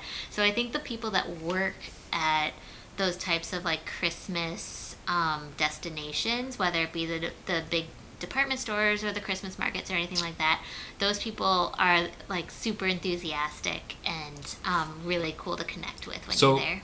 Just real quick about that, like Fortnum and Mason. So it's like one of the department stores, but like they're very much into like the food aspect. So like you go there and it's like a big food hall. So it's actually pretty close to high tea and stuff. So it's close to like where I would work in London and stuff. So like I'd go there for like lunch if we were working in London for the week and stuff, and go and get like gnocchi in the basement, which is like a lot of fun. But no, it was a really cool spot. But Brian, you're right. It's, in December and like Christmas time, it's so much less crowded in Europe, and totally understand why it would be your favorite time to visit. Gallivanting Gals say we learn how to pack less the more that we travel. Yeah, I do too. I always try to edit things down as much as I can. Katie Smith loves our couple dynamics. Aww. Yay. Thank you. And then Thomas Ryder says, if I go that far south, I want to go to the Falkland Islands. Wait. South America. Oh, South America, yeah. Yeah, I would love to go to the Falkland Islands. Yeah. I'd love to go to Antarctica. We haven't been that far south either. Yeah, I'd love to do that. That'd be really cool. But just generally, I'd love to go to like Patagonia, too. Ronnie is saying, been in and out of the chat the last few hours. Oops. Was wondering if anyone has ever been to a big music festival in Europe. I've never been to one in Europe. We've never been to one in Europe. Yeah, Derek's been to a few in the U.S. He's worked like, how do I put it? Like, I've sold like music festivals. he works in finance as his, job. And so that's one of the cooler deals that he's been on. Yeah, I sold a music festival to Live Nation out of Napa, which was a lot of fun. And the coolest part of that was I got to go to the actual festival the next year, which was pretty baller. And I got to see Tom Petty play, and it was one of the last shows that he did before he passed. So that was pretty cool. Not cool, but it was like moving to like watch that and see that and everything, and like you put on a hell of a show. So you also went to Kaboo, so you were at Bottle Rock, but I went to Kaboo like a year prior to that, which was a lot of fun. Got to see Snoop Dogg play. Snoop Dogg was awesome. It was funny because like I was watching, and all of a sudden I saw one of my bosses was like on stage with Snoop Dogg, and I was just like, Pete, dude. That's a mix of people. It was a good time. That's I had an a lot of interesting combo. Okay. So Bonnie, Canadian trip. Quebec is the province that speaks French. Yeah. But New Brunswick is also bilingual in Canada. Oh, I didn't realize That's that. fun. Cool. So Quebec, we've I would only love to been go to New Brunswick too. Yeah, I'd go there. Sounds like we have a pretty big Canadian road trip ahead of us. We just need to like do Canada. Yeah. How do we do Canada? First, they have to open the border to us. Wah, wah. Yeah. All right, so Lori, I would never spend my Amex points for a fancy hotel that I am just going to sleep. Let's upgrade to first class or at least business. I agree. So if you look at Amex, so Lori, we have Amex Platinum as well. Lori Sims, I agree. So if you're looking at Amex or Chase, I think that the very best redemption you can get in terms of like points and like dollars for points is going to be on airlines. I think that that's especially true if you're going to do business or first class. I think you can get phenomenal redemption rates there. Well worth your money. We have a lot of Amex points. I was just looking at this today because she was to ask me to like look at if there's any like good things to do, like 5 times points for Amazon. And actually Amazon has a great thing on Amex Platinum right now. That's actually an underrated benefit of having any Amex card is the like member benefits. The member benefits that you have access to. So for example, I purchased some Aveda shampoo this month, and if you spend like a certain amount of money, then you get $15 credit on your statement. So like that sort of thing is only to my knowledge with Amex credit cards, and I feel like people never talk about that. Anyway, that was a sidebar. Carry on. Yeah, so what I will say is like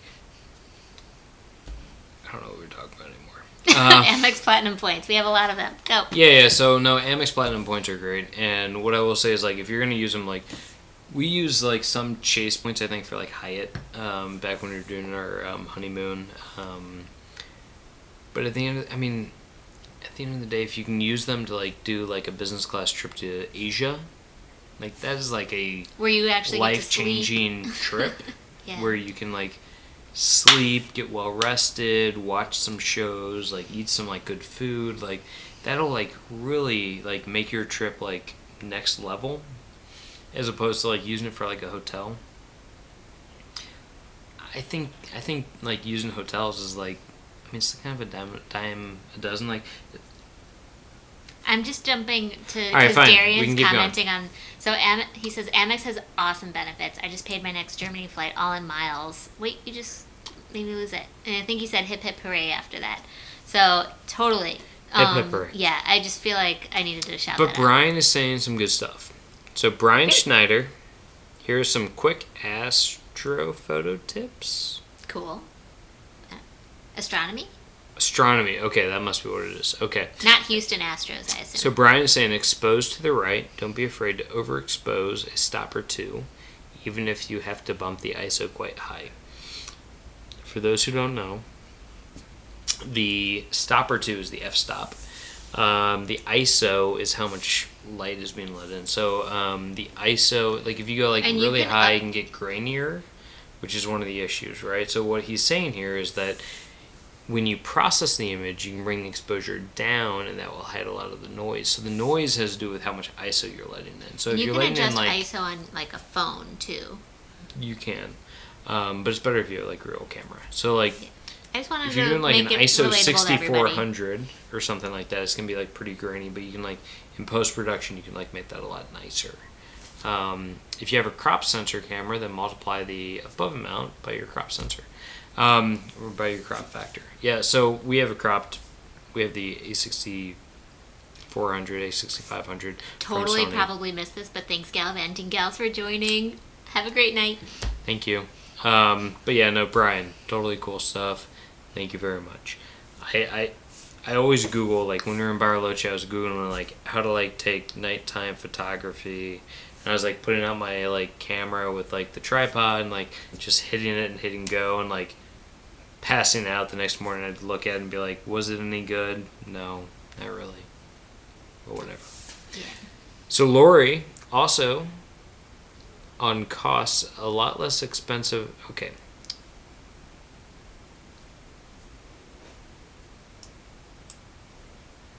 Okay, so basically if you travel and you spend less on your hotel, it might allow you to like travel like an extra week, which is a great point because, you know, at the end of the day, like staying in a hotel, hotels add up. Hotels add up, and if all you're using them for is like a bed, as long as you can get like something that's relatively affordable and safe, that's really all you need. So for us, and clean, safe, clean. I consider safe and clean as like the same thing. Yeah. Sure. That's all I care about, and I want like a decent mattress, like that. Those are the only things I care about. Like Derek's like, and I want a good pillow, and I want robes, and you know. I don't need robes. I'm totally teasing him.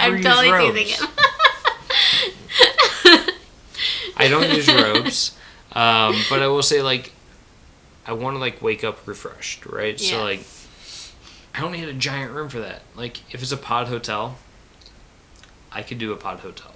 Like as long as like the mattress is like comfortable, I feel safe, my stuff is like secure, that's all I care about. And you know, that's a great option. Darian from Germany Travel Personal Guide, I assume, is kind of commenting on this conversation. The ones in Germany are awesome, so yeah, I think probably a lot of the hotel options in Germany are. But more important, Bonnie is saying, I see the Northern Lights here from home.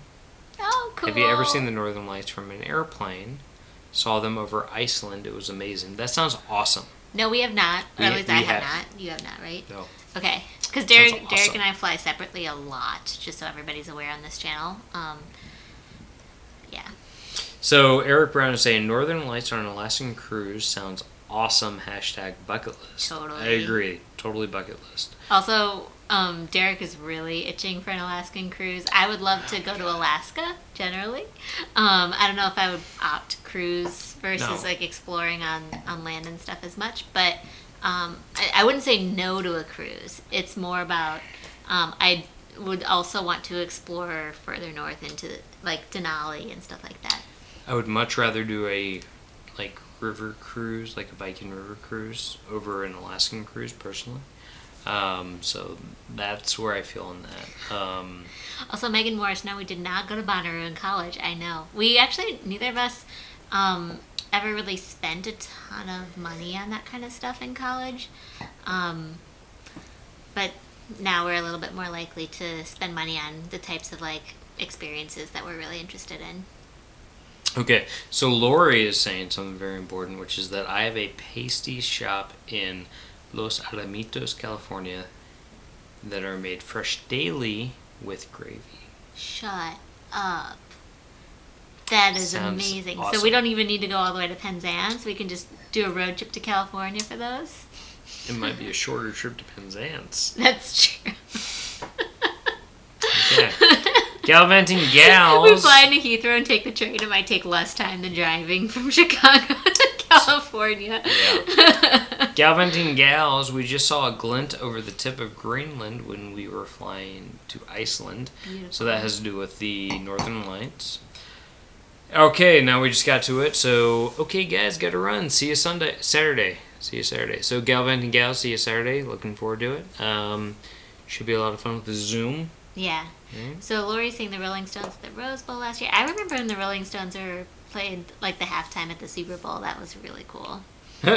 Megan Morris, no Bonnaroo when you were in college? I just skipped to that. Yeah, I answered that. We didn't go to Bonnaroo, but there was a Bonnaroo. There was a Bonnaroo, Like, yes. we were not that I was old. just saying that we were like a little too much on a budget basically in college for that. Thomas, Penzance is as far southwest as you can go in England by train. Yeah. Then I think there's like a little island off of Penzance that you can kind of walk to during low tide as well. That is my like number one thing that I want to do in Penzance. Ronnie is saying that his favorite halftime show was a Metallica show a few years ago at a Cowboys stadium in Arlington. Oh, cool. Sounds like fun. I know that this is I don't know why, but it's controversial. But I loved the halftime show at the Super Bowl this year because I love Shakira. No, that's not controversial. J-Lo and Shakira did phenomenally. I just love Shakira. As the resident Latino on the show. The resident Latino on this show. Is that what you just said? Yes. Okay, well, it's 9:57, so Derek just decided he's the resident Latino on this show. You're clearly There's two not. of us. Yeah. You are by marriage. I know. It's just there's two people on the show, so. So I'm the resident Latino. There you go. You heard it here first, folks. I hate you. But Shakira is a great Latina. Well, no, her. she totally... And J-Lo. Awesome. Big fans. And they did phenomenally well. J-Lo's great too. I love Shakira. Awesome show. Highly recommend it. Highly recommend just if you feel like watching it again.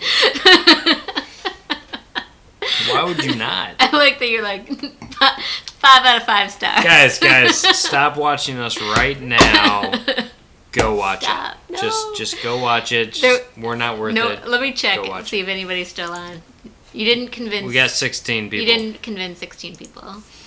Okay. Please stay. So Bonnie is saying, hard to pick a favorite travel destination, but Antarctica is my favorite with the stopover into the Falkland Islands to see the king penguins, which is cool. Yeah, that is awesome. I would love to do awesome. Falkland Islands. Well, I'd love to do Thomas Antarctica. Thomas Reiser is saying that his Amex is a Hilton Amex, and it should still have the same benefits that I'm talking about. So if you log in online or if you have the app, then you get access to all these like discounts for shopping and sometimes even for travel stuff. So one of the reasons why we stayed at Hyatt Places the entire time that we were in Utah last summer was because we got like a discount that if you spent $350 or more at a Hyatt, then you get like $100 off, which that's great. I mean, why would you not do that if the place that you want to go to anyway is like a Hyatt place versus a Hampton Inn or something like that? Just save the $100. Yeah. So Brian is saying it's dinner time. Glad I could finally join. Have a good night. So Brian, thank you very much for joining us. We really appreciate it. I don't know if Monica's there, but bye Monica too if she's not. Enjoy. Thanks so much for joining. This was really fun to have you on. Lori Sims, my parents chose not to do Denali and took a small plane to the glaciers instead. I mean, that's cool too. There's a lot of great like national awesome. parks in Alaska and stuff like that. I would really just love the opportunity to have the freedom to explore. Yeah. And Bonnie is saying the Alaskan cruise is awesome. Glacier Bay, watching the glaciers, etc. It's amazing. Nice. I really want to do it. But again, like an Alaskan cruise isn't like to me like the end all be all. Like I wouldn't mind like flying in and like doing like a bunch of like flights to like the different like state parks and national parks and stuff, because there's a ton of national parks in Alaska. And one of our big things is we want to hit like all the national parks. Like that would be like a big bucket list item for us, is to be able to check off, but not just but like experience like all the national parks, and like that would be awesome. Yeah.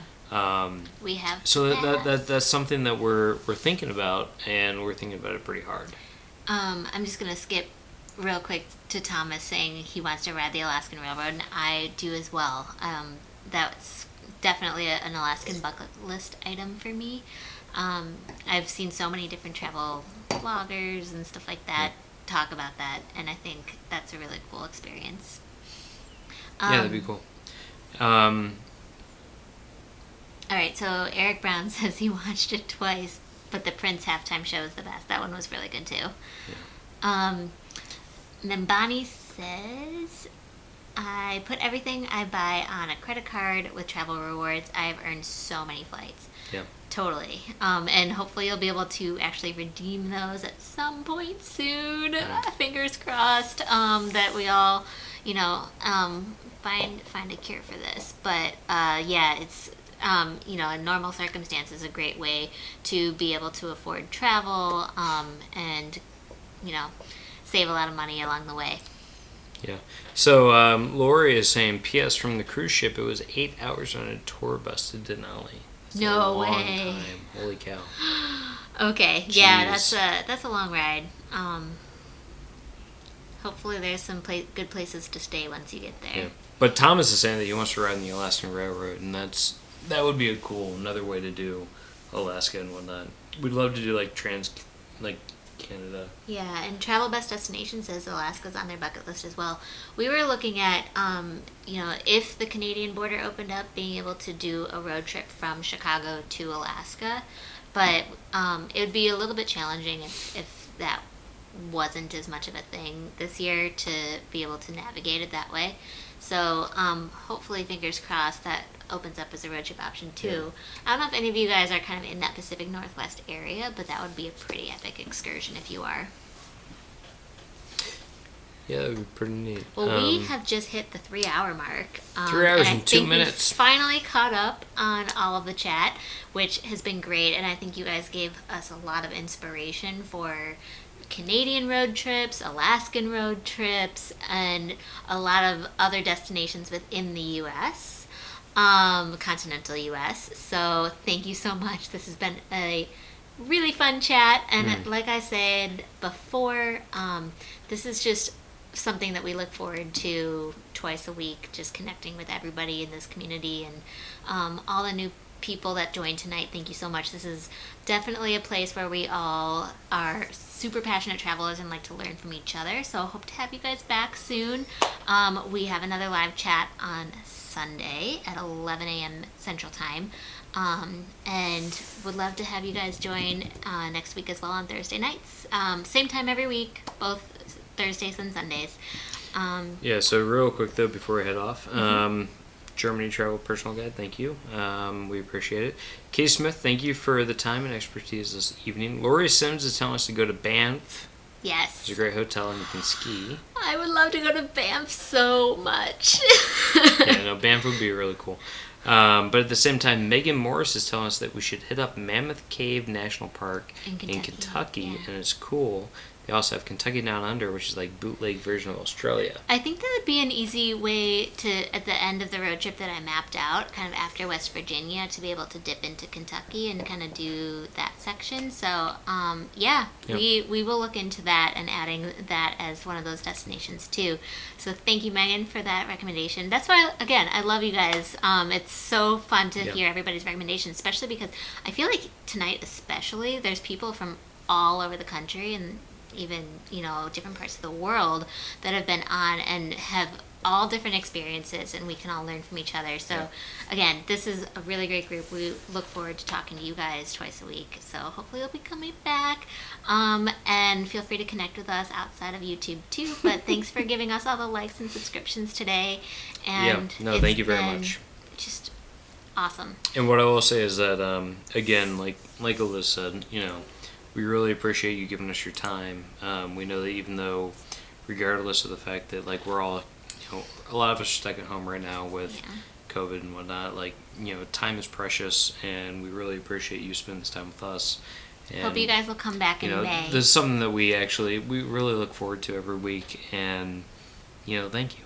That's all we can say. So from the bottom of our hearts.